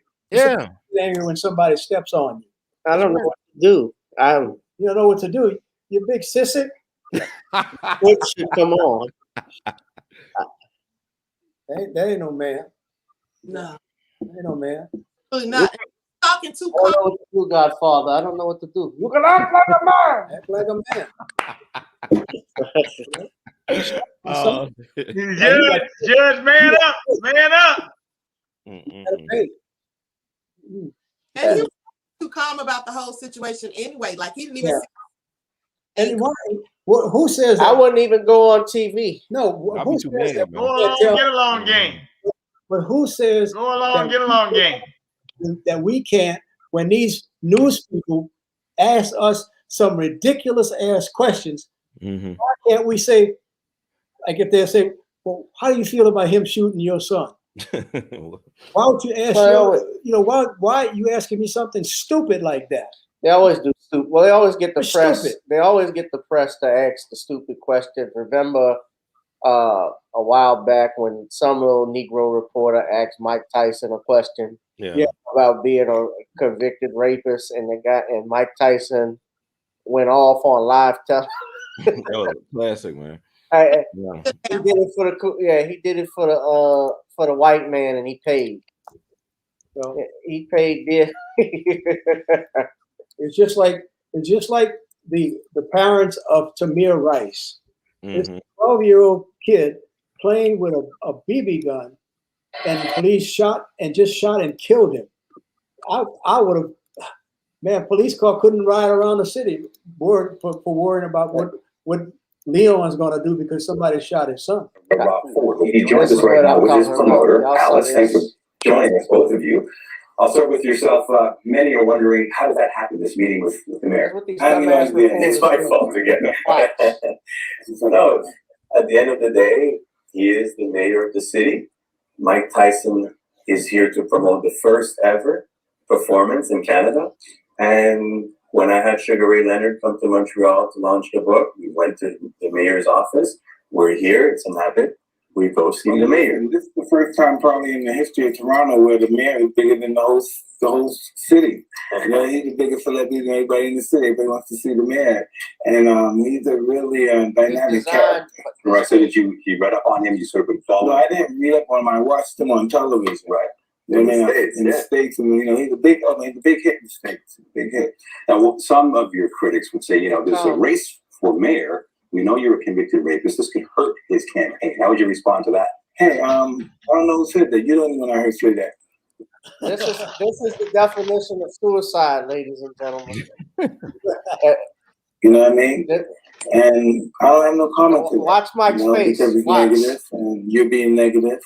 And I met the mayor, and nothing they can do about it. We actually had a really good time.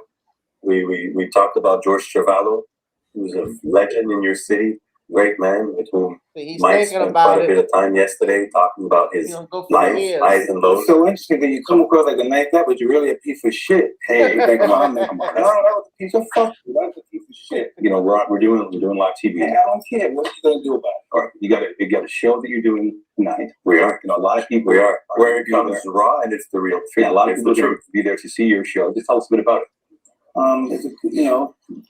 It speaks for itself. Everyone saw the show. All right. It's a Broadway production. It went to Vegas. It went to actually 28 cities in the United States. And we're really, really proud to bring it here. And we're actually going to Monaco on October 9th. We're going to be in Monte Carlo. Right. Is it nerve-wracking for you to do something like this, or is it more nervous for you to box? How does it compare? I don't know. It's more nerve-wracking for me to hear us talking to a rat piece of shit like the you. manager's laughing. No, because you're a piece of shit. All right, we're gonna wrap up this interview. Thank you for coming in. Fuck you. Right on. Good.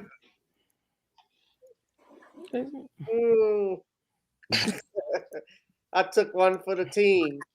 That's the first thing that brother should have told that reporter and that little Asian whatever who shot his son. He should have walked up to his house and told him that. He should have. That's would have been the first thing he should have done, because he'd been calling him out. Then do the next step. Put a bullet in his arm. You know, a pound of flesh. Pound of flesh. That's my son you shot. You spilled my blood. Yeah. We have to, as black fathers, especially, I'm gonna be starting a group called Fathers United. Teach your child or your nephew or your neighbor's son how to be a man. Teach them how to be a man, and teach them accountability for their actions. I have no way pointed out that everybody black should pick up arms. That would be foolish, and that's a crime. But defend yourself against black folks, against white folks, against Asian folks. When somebody doesn't tell you anything, call them out. Call them out. Stand up and be a man. Right. And we talk about the emasculation of the black man and masculinity. There's a reason, Bernard, why award shows suck. Just show you this. Somebody sent me this. I saw this online. Now, why? Explain, Queen. Explain why does Usher look like the prancing elite in this one? Oh, that's Usher. Look like he's That's prancing. Usher.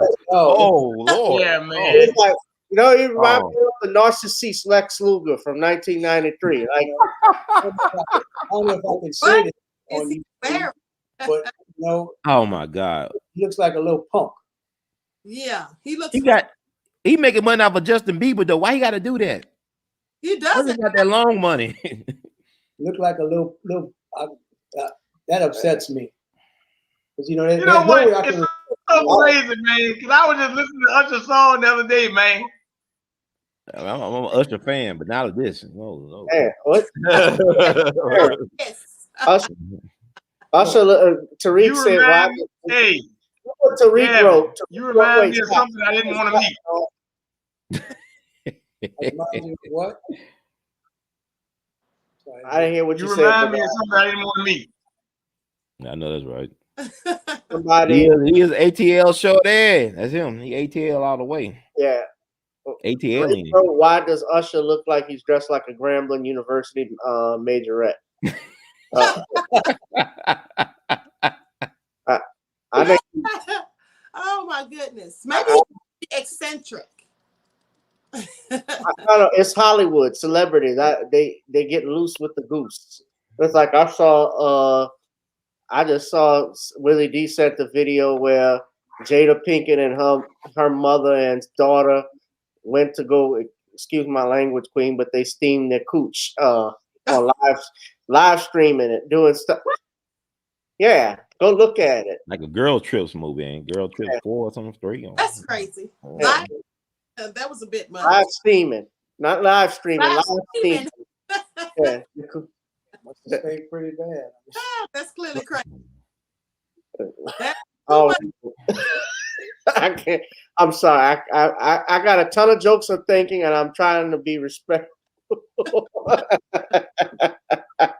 I couldn't believe. Why do people put this? Why do people put their business out there like this? Because it's stupid.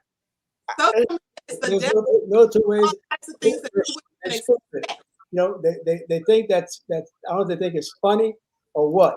It's just like, you know, a man becoming a woman. He can cut and go on all kind of surgeries he wants. You just steam your vagina, and I couldn't teabag on in a pool or nothing like that. What are they thinking? There's no way a man can be a woman. His DNA would not allow him to be a woman. You can't change your DNA. You can't. Well, I remember when just a few years ago when that show, The Prince and Elite, came on, and there was a lot of controversy with it. They wanted to march, I believe, in the Bayou Classic, if I'm not mistaken, and Southern and Grambling outright said no.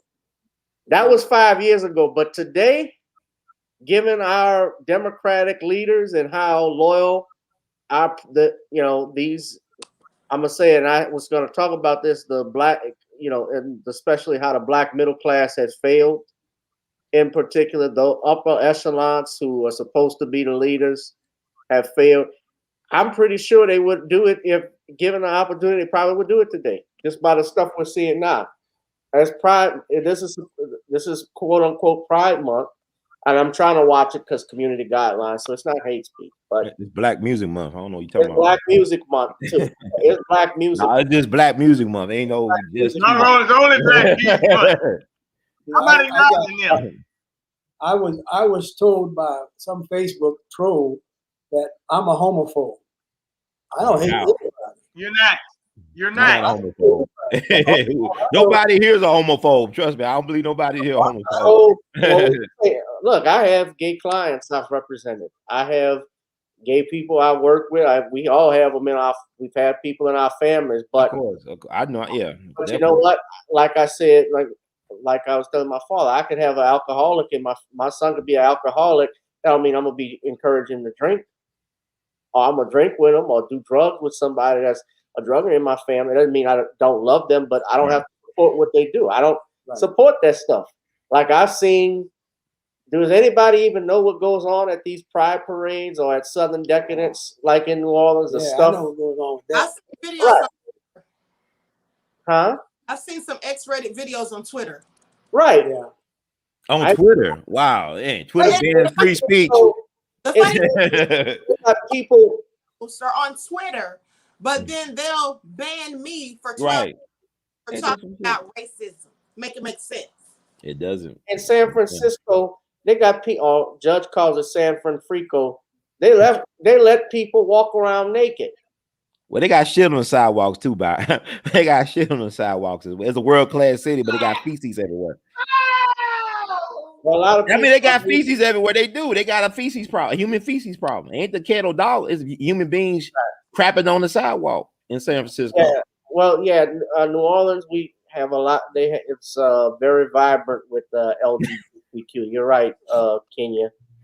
Yeah, but I don't go along to get along with stuff. I mean, certain stuff needs to stay in the bedroom. I'm not part of the go along game. No, you got the wrong man with me. I'm not that. If I see you wrong, I'm gonna tell you wrong. If you don't like it, do something about it. Make it right. Yeah, Danielle, I went to Southern. No, but yeah, I went to Southern too. They outright said they did not want that at the Bayou Classic. That wasn't gonna happen. That's right. But I'm saying, but nowadays, I wouldn't be surprised if they did stuff like that. Well, just because people right now are you're being bullied into accepting it. There are people who get fired from their jobs if they don't go through it. You got to undergo training and all of this stuff. Training. Yeah, you got to undergo sensitivity training. Well, that happened with the Miami Dolphins player when he made a comment about Michael Sam's getting drafted, and they showed him with his boyfriend. And French kissing, right? Doing the draft. Was that necessary though? I mean, I never see. Was that necessary?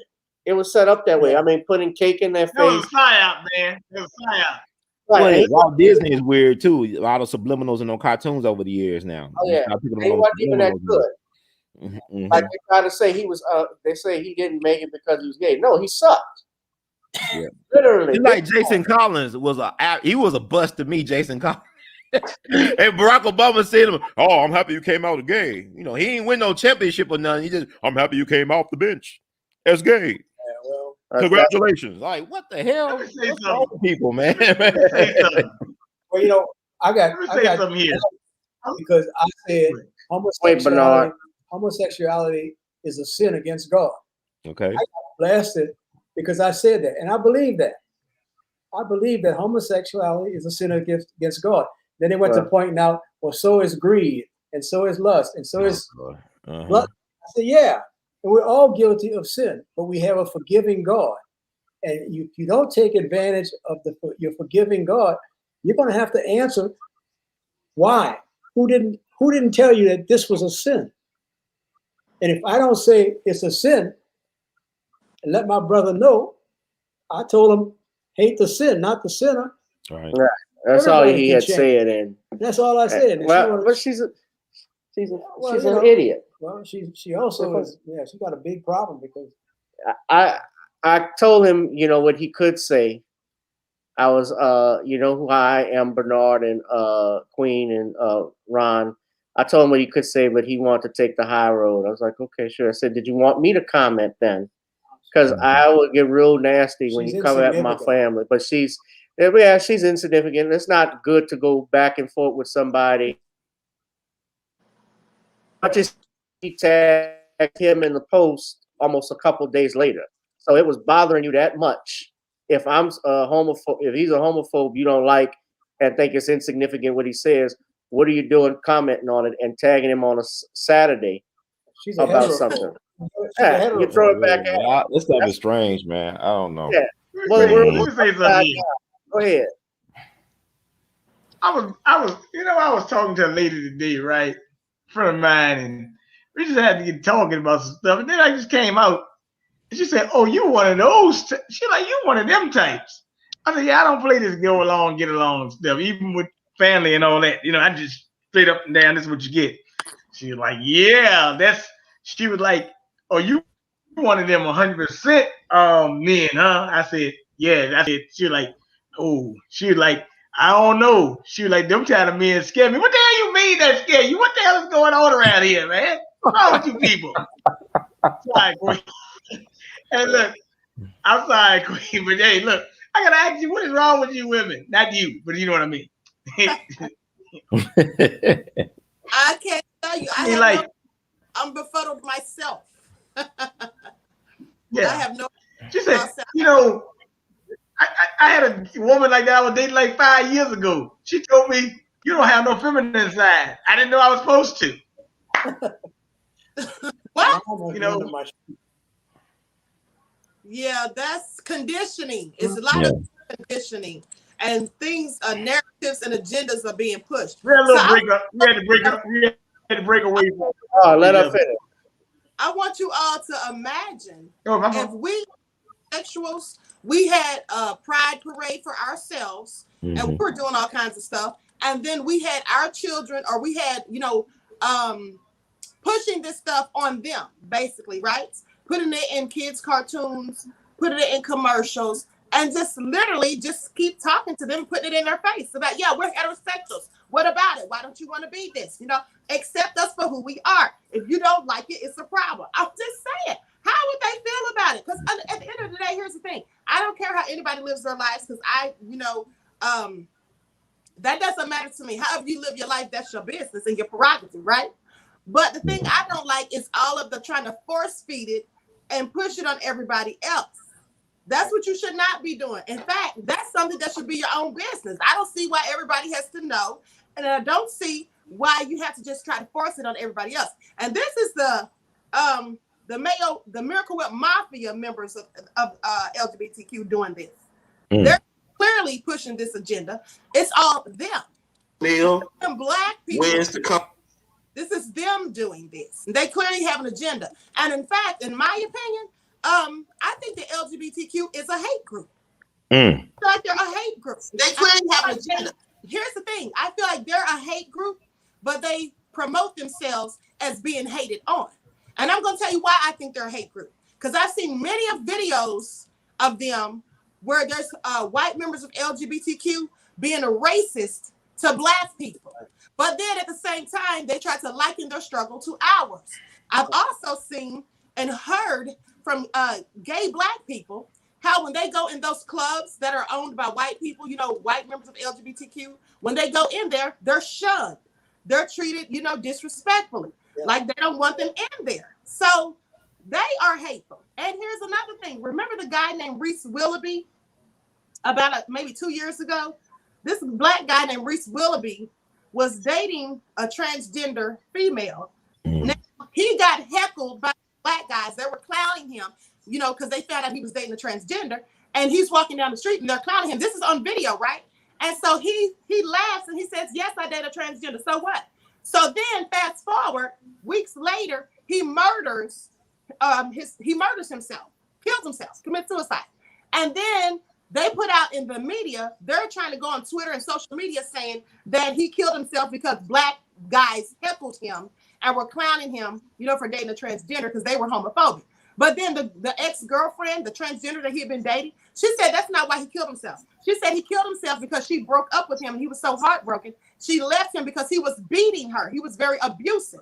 So here's the thing. If they care so much about Black trans lives as they claim they do, why did they not defend her, the transgender female, as it pertains to him beating her? But instead, they chose to try to paint the narrative that he killed himself, not because he was beating her and she left him, but because Black men who were heterosexual were clowning him.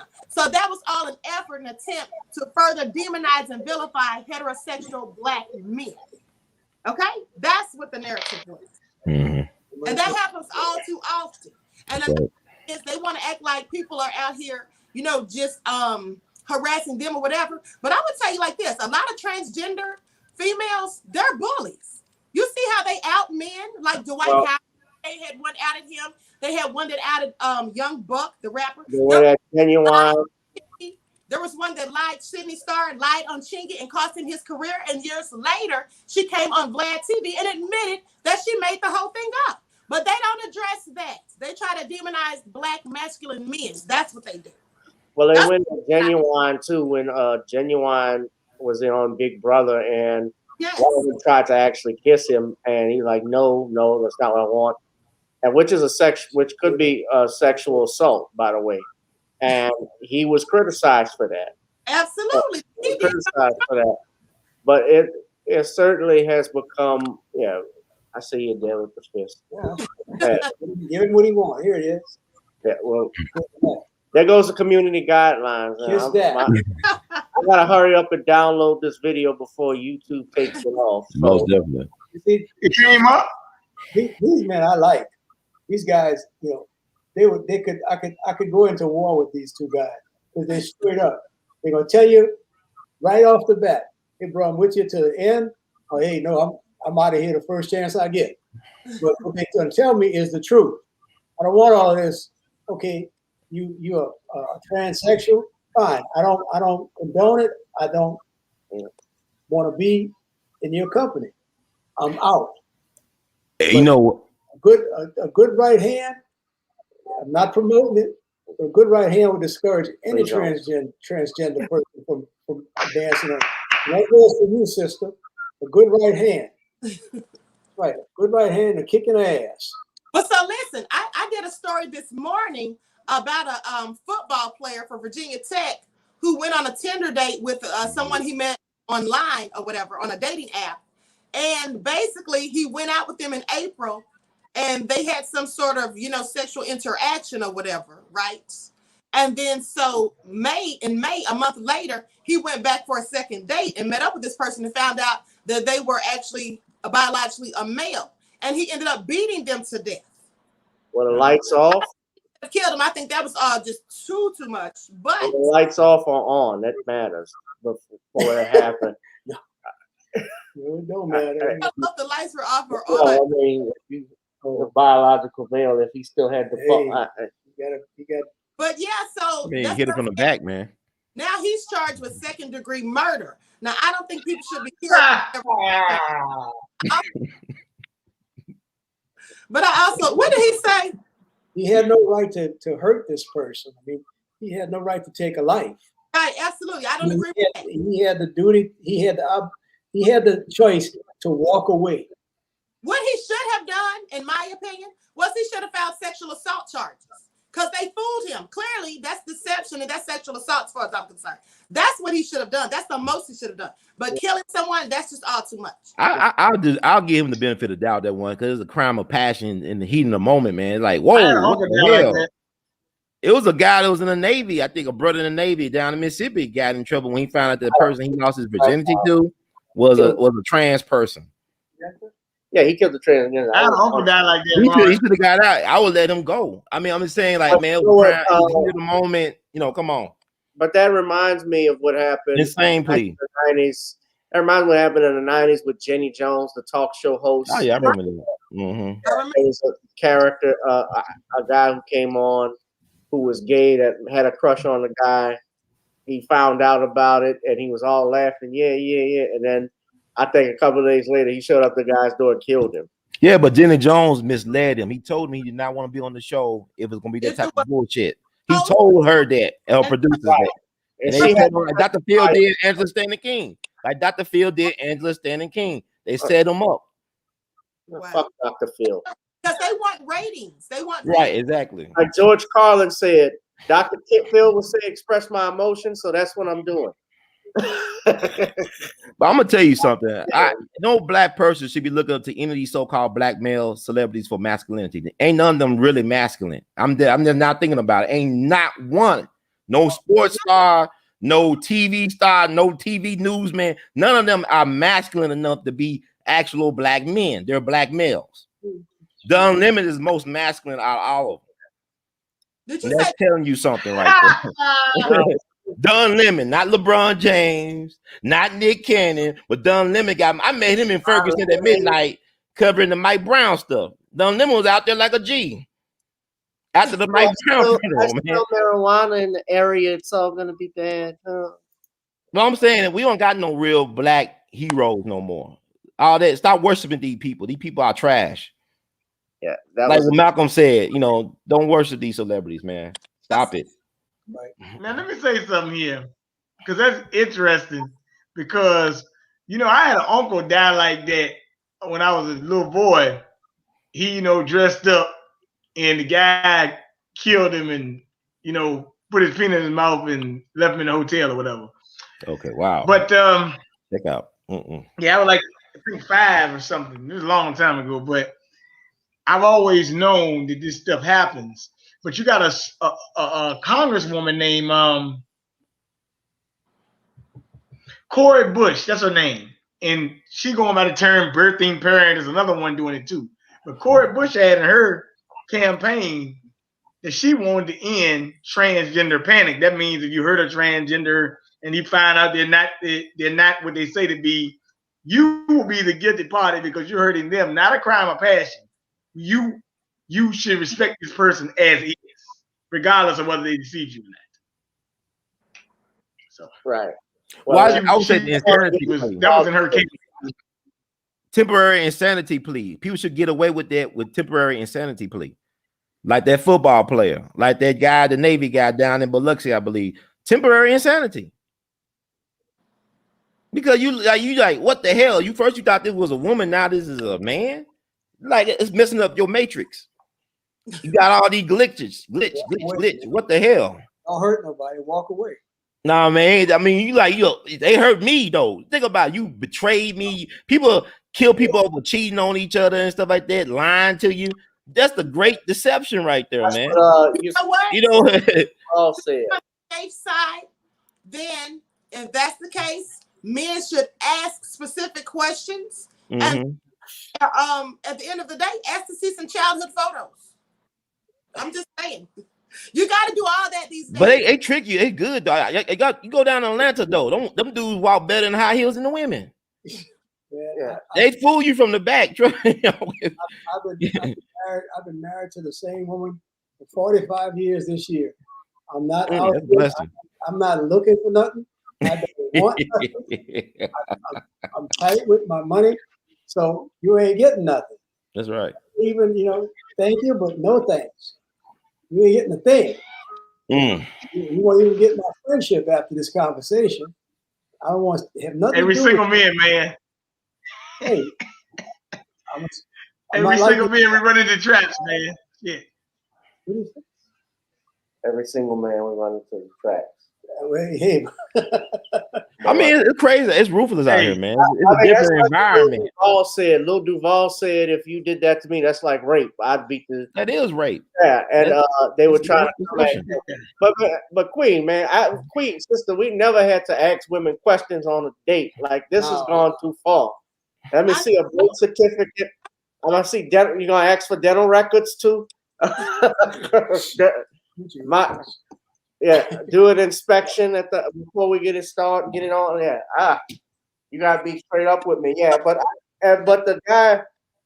But I mean, the guy with the Virginia Tech thing. Somebody said Blackfoot said they better start looking at the neck if the ball is there. Let me say this. Not gonna work either. Listen, yeah, you can't tell, man. They said that down. They get them shaved down. They get their Adam's apple shaved down. And they also can get uterus transplants. This is crazy. Right. So, as for DNA report, You know what? we'll dispute Queen that. is right. She's right, because I had probably about 3 women about 30, 35-ish that said their doctor tell them, you have some ovary problem, you might need to have a hysterectomy or something. But they don't want a hysterectomy because you need it. They wanted to get it in. right. And that's why all these that's why all these black women and young teenage black girls are coming up missing, and nobody's reporting it. Over 64,000 black women and young teenage girls were missing last year, and nobody says anything about it on mainstream media, and their uteruses are being taken. What about Maxine Waters and Meg the Mayor? I mean, the Stallion and Cardi B. What about them? I thought they supposed to be the Black Girl Magic Brigade with Stacey Abrams and crap. Why they don't say nothing? It's all about Trump. Magic, because all the masculinity is disappearing. I don't see how people think this is a benefit. Like, will black women defend that type of lifestyle? I ain't saying all black women, but enough of them do. They raise their sons to be that way. They don't want why they have no protectors. Protect black women or raise black men. You want protectors, raise men. Simple as that. Now, this comment gonna offend some people, but I told a woman this a couple weeks ago. But it is what it is. I said, look, you want to get your hair done, nails done, weave, whatever, right? That's on you. But you also give these freaks away to copycat, because they copycatting too. I said, if you got a dude around you that's like that, he copycatting you. He don't want you. He wants a man. He trying to copycat you. So you might not want to be playing doll and dress up with him, because he's trying to copycat and mimic you. You folks are sick, man. No, think about Biden, like in the health department, right? Who is that? The assistant? Is he like a trans woman? I mean, like, I want to go into hibernation until 2024. This is why I feel. Let me go into hibernation. Let me go with Jeff Bezos out of space or some shit. I'll come back 2 years later. I think they got a bunch. I think they got a slave colony on Mars. I think they got a whole bunch of all them black folks is missing, all them black women and black men missing. They sent their ass to Mars to build that colony and shit. I want to go to Mars too. Then that's a man. It's ridiculous. Rachel Levine, that's the doctor. That I just can't. I mean, I got to check out. It's like an Amazon Prime movie done wrong. I just got to check out on this administration. Can I get a refund, please? God, I can't. Oh God, come on, y'all. Oh my God. Her Adam's apple is bigger than mine. That's a man. Dr. Rachel Levine. Health, mental health. At first, I thought that was Bruce Willis from Hollywood Squares, but I bet you she had no love life. That's Dr. Rachel Levine. And I don't think she went to this her is prom. this What was Rachel's position in the administration? Wait a minute, Pop. Hey, Dad. Can I say something to your dad? You have him right quick? Go ahead, man. Hey, look, I was talking to a friend of mine today, and I said, look, I'm calling you what you are. You ain't no she, you is a he, you is playing dress up doll makeup. If I daggone acknowledge you as a woman, you messing my mind up. Yeah. I can't acknowledge you. Bruce Jenner, ain't no Caitlyn nothing. Your name is Bruce Jenner. Okay? In a story. Ain't no whatever this freak name is. I'm going by the name. I know you. You was a Olympic athlete. That's what you is. Yeah, one of the greatest of all time. I can't acknowledge. We got the queen here who is a woman. I can't acknowledge you, a man playing dress up. You just a man in drag. Get the hell out of here. And another thing. This happened a couple days ago to me. I just want to bring something up that happened. So I was on my personal training Instagram page. I got a message. I'm like, who's DMing me, right? And I'm like, okay. So somebody said, how you doing? I'm like, okay, whatever. Young woman. She says, you got cash up $50. I was like, why would I cash up you somebody? I don't know you. So then she started talking, more. And then she said something about send me a link to what is this thing called? OnlyFans or something? OnlyFans. I called her, but what is the OnlyFans thing? subscription service? He said, yeah, man, I know a girl, man, that I used to mess with. Her and her husband putting videos on here.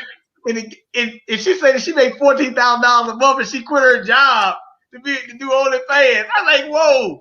I said, man, why would I sign up for this though? He was like, man, you gotta understand, a sucker born every day. I said, yeah, they are born every day, but I ain't no sucker. No. And I ain't going on OnlyFans. What the hell? Oh, what I pay for this crap, man? Talking about. Look, it's real out here, man. It's real, man. But it's the but struggle yeah, is I thought real. The hustle is real. Dr. Levine looked like Dick Nolte. I want the Iceman. Remember, I was talking about that. Oh my God! Everybody was going laughing because I was talking about Barkley. Yeah, he looked like the Penguin's mother on Gotham TV show. That's Nick Nolte. Barkley. I want the Iceman, Reg. Come on, convict. Another 48 hours. So that's it. God damn it, that's stupid. You're in a bad time when you gotta pay for a subscription service to see some women. You can go on Instagram and see that all day. You see this crap they put on there. Why would you subscribe to some OnlyFans? I think these people are stupid. That's kind of crazy to me. But it is what it is. That's a man that transitioned into shit. And what's their position in Joe Biden's administration? Right, what's their official position? Bento, Dad. I mean, Assistant Secretary for Health. You say 15% of his people are LGBTQ. Well, she is as whatever that would be considered mental illness about 50 years ago, right? Or 50, 40 years, that would be considered mental illness. Yeah, I didn't even know that. I didn't even know she was. I didn't even know that. And I can tell you, that was a man. Adam's out was bigger than mine. I bet you she's got a deeper voice than mine too. Weird Al, boy. Yeah, that would have been considered. You got a problem. Well, the American Psychiatric Association, they would have considered they consider homosexuality like a mental disorder. They did, and then they took it over. Then the agenda took it over. Well, yeah. Well, in the 70s, what they did was they stormed into one of the conventions, got hold of all of the directory of all the psychiatrists and psychologists across the country, and forging credentials and stuff. They made it look like they were going to explore whether or not this was something people were born with or not. And head of the Psychiatric Association at that time, he's actually online, and he said this himself, that they never did the research on it. They were supposed to do research and never did. So they never found evidence of that. But what they were doing, it was more a political thing. They protested. They got it changed out of that. Gender dysphoria, however, still remains a mental illness that's in there. But that's being challenged as well. Pretty soon, Father's Day, they're going to abolish Father's Day and Mother's Day. They want Mother's Day to be Bertha's Day. And they want to abolish fathers like we don't exist. That's what's going on. And, men really got to stand up in this country because they're trying to erase you. They're trying to erase me. And, the stuff that's going on. Well, because Walmart, and they had a picture of a white father and mother. They had a picture of a white father and mother with the children. And then they had a Mexican mother and father with the children. And then they had a black mother with the children and no father. Right. So I've seen lots of advertisements with that. And they always put the black woman just by herself with the children as if no longer in the picture. That's programming you people. Yeah. To make that norm.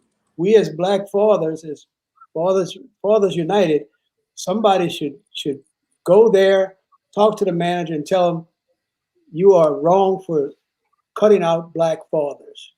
Because we have always been with our families and our children from the time before slavery.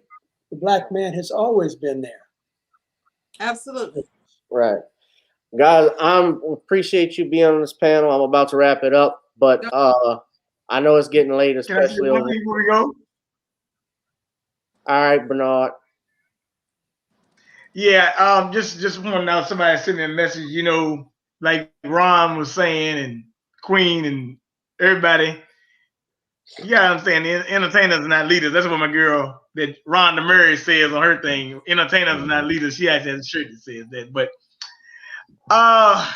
we had Meek Mill down here today in Virginia to talk with Ralph Northam about probation or whatever. So last year, Pharrell, who was supposed to be here to sign Juneteenth, and Juneteenth is coming up next Saturday. Y'all know that.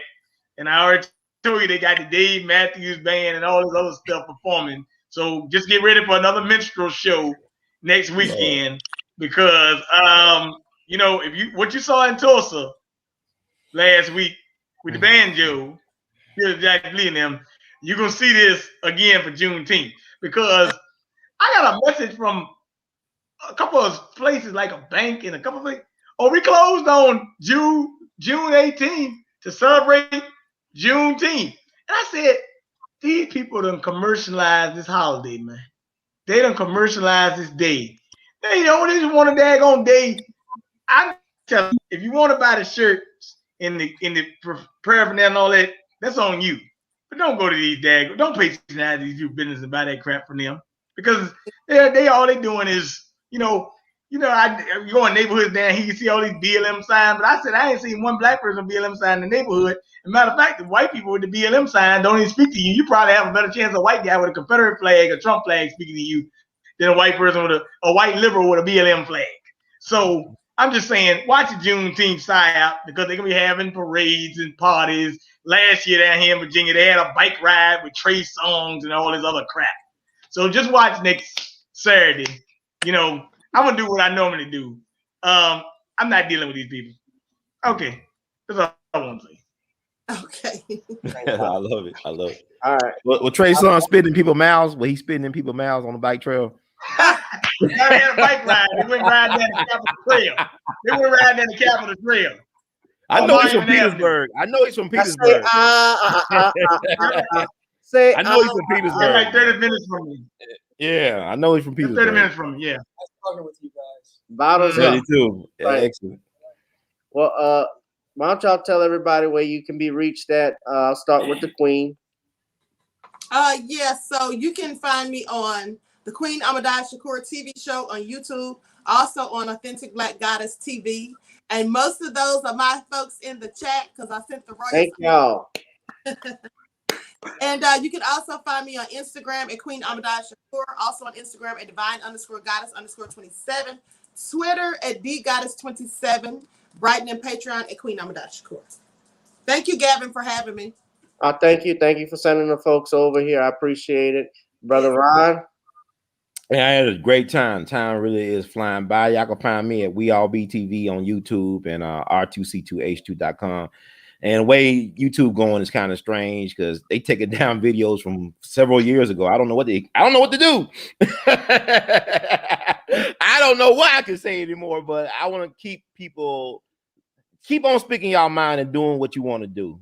And if you're willing to pay the consequences for what you do, then do what you want to do. Yeah. That's about it. Absolutely. Bernard, King BJ. Well, you can get me at King BJ Johnson, YouTube, Bernard1120 on Instagram, KingBJMedia.com, Facebook, Bernard Johnson, and the other Instagram page is King BJ Fitness 32. Yeah, once again, I will say this was absolutely it was just A1 panel, man.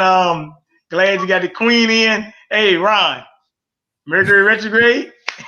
Yeah, anything can happen, man. I know I'm gonna be doing this tonight. I said, actually, when she attended, hey, it was almost like, hey, your wish is my command, and she's here. And she was great as always. So thank you for coming in, Queen.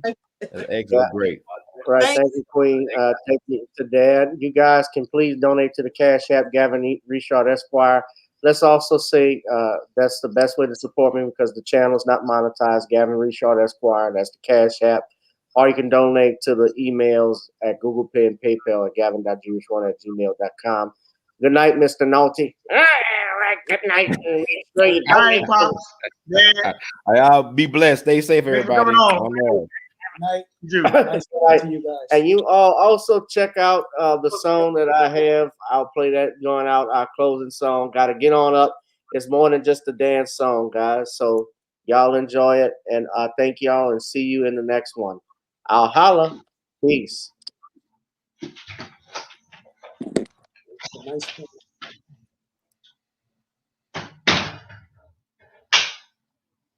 That's your song.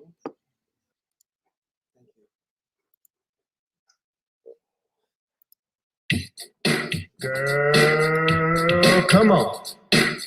Gotta dance to the beat. Cause on the dance floor is where we'll be. Show me what you got.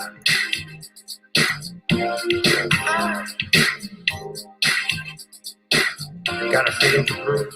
Feel the groove, get on the floor. Get on the. Right now the party's wasted.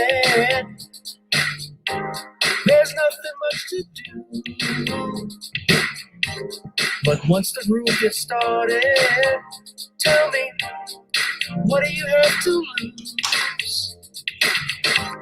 Just look into my eyes, girl, as we glide across the room. And what to my surprise now, the beat takes hold of you. Now if you're feeling like I'm feeling, so come on baby, let's start dealing. Time to get this party started. Ain't no time for the broken hearted. When the rhythm takes hold of you, there's only one thing left to do. Cause the beat is really moving. Time to get your body moving. Gotta get on and move your body. Cause when the beat is really moving, start to feel your body moving. Gotta get on and shake something up.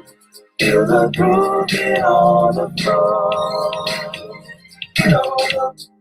Tell the DJ play the whispers. Rock steady in the mood. Put on earth, wind, and fire. Tonight we're gonna groove. Show me how you do the four corners. Electric slide or two. Hit the bus stop, or do the bunny hop, baby. It's really up to you. Now if you're feeling like I'm feeling, so come on baby, let's start dealing. Time to get this party started. Ain't no time for the broken hearted. When the rhythm takes hold of you, there's only one thing left to do. Cause the beat is really moving. Time to get your body moving. Gotta get on up and move your body. Cause when the beat is really grooving, start to feel your body moving. Gotta get on up and shake something up. Feel the groove, get on the floor. Get on up. Now 2020 hasn't been the best year of all times. We've been dealing with death, the pandemic, racism, bad policing, and all the bad rhymes. But like Uncle Snoop once said, if you're breathing, you're achieving. So if you're ready, I need you all to get on up. Are you ready? 1 and 2 and 3 and 4. Get your butt on the dance floor. 5 and 6 and 7, 8. This jam we appreciate. We're gonna slide and step on the beat. On the dance floor is where we'll feel the groove. Get on the floor. Get on up and move your body. Cause when the beat is really grooving, start to feel your body moving. Gotta get on up and shake something up. Feel the groove, get on the floor. Get on, yeah, gotta get on. Come on, baby, gotta get on, baby. Feel the groove, get on the floor. Get on. Oh gosh, this thing keeps coming on.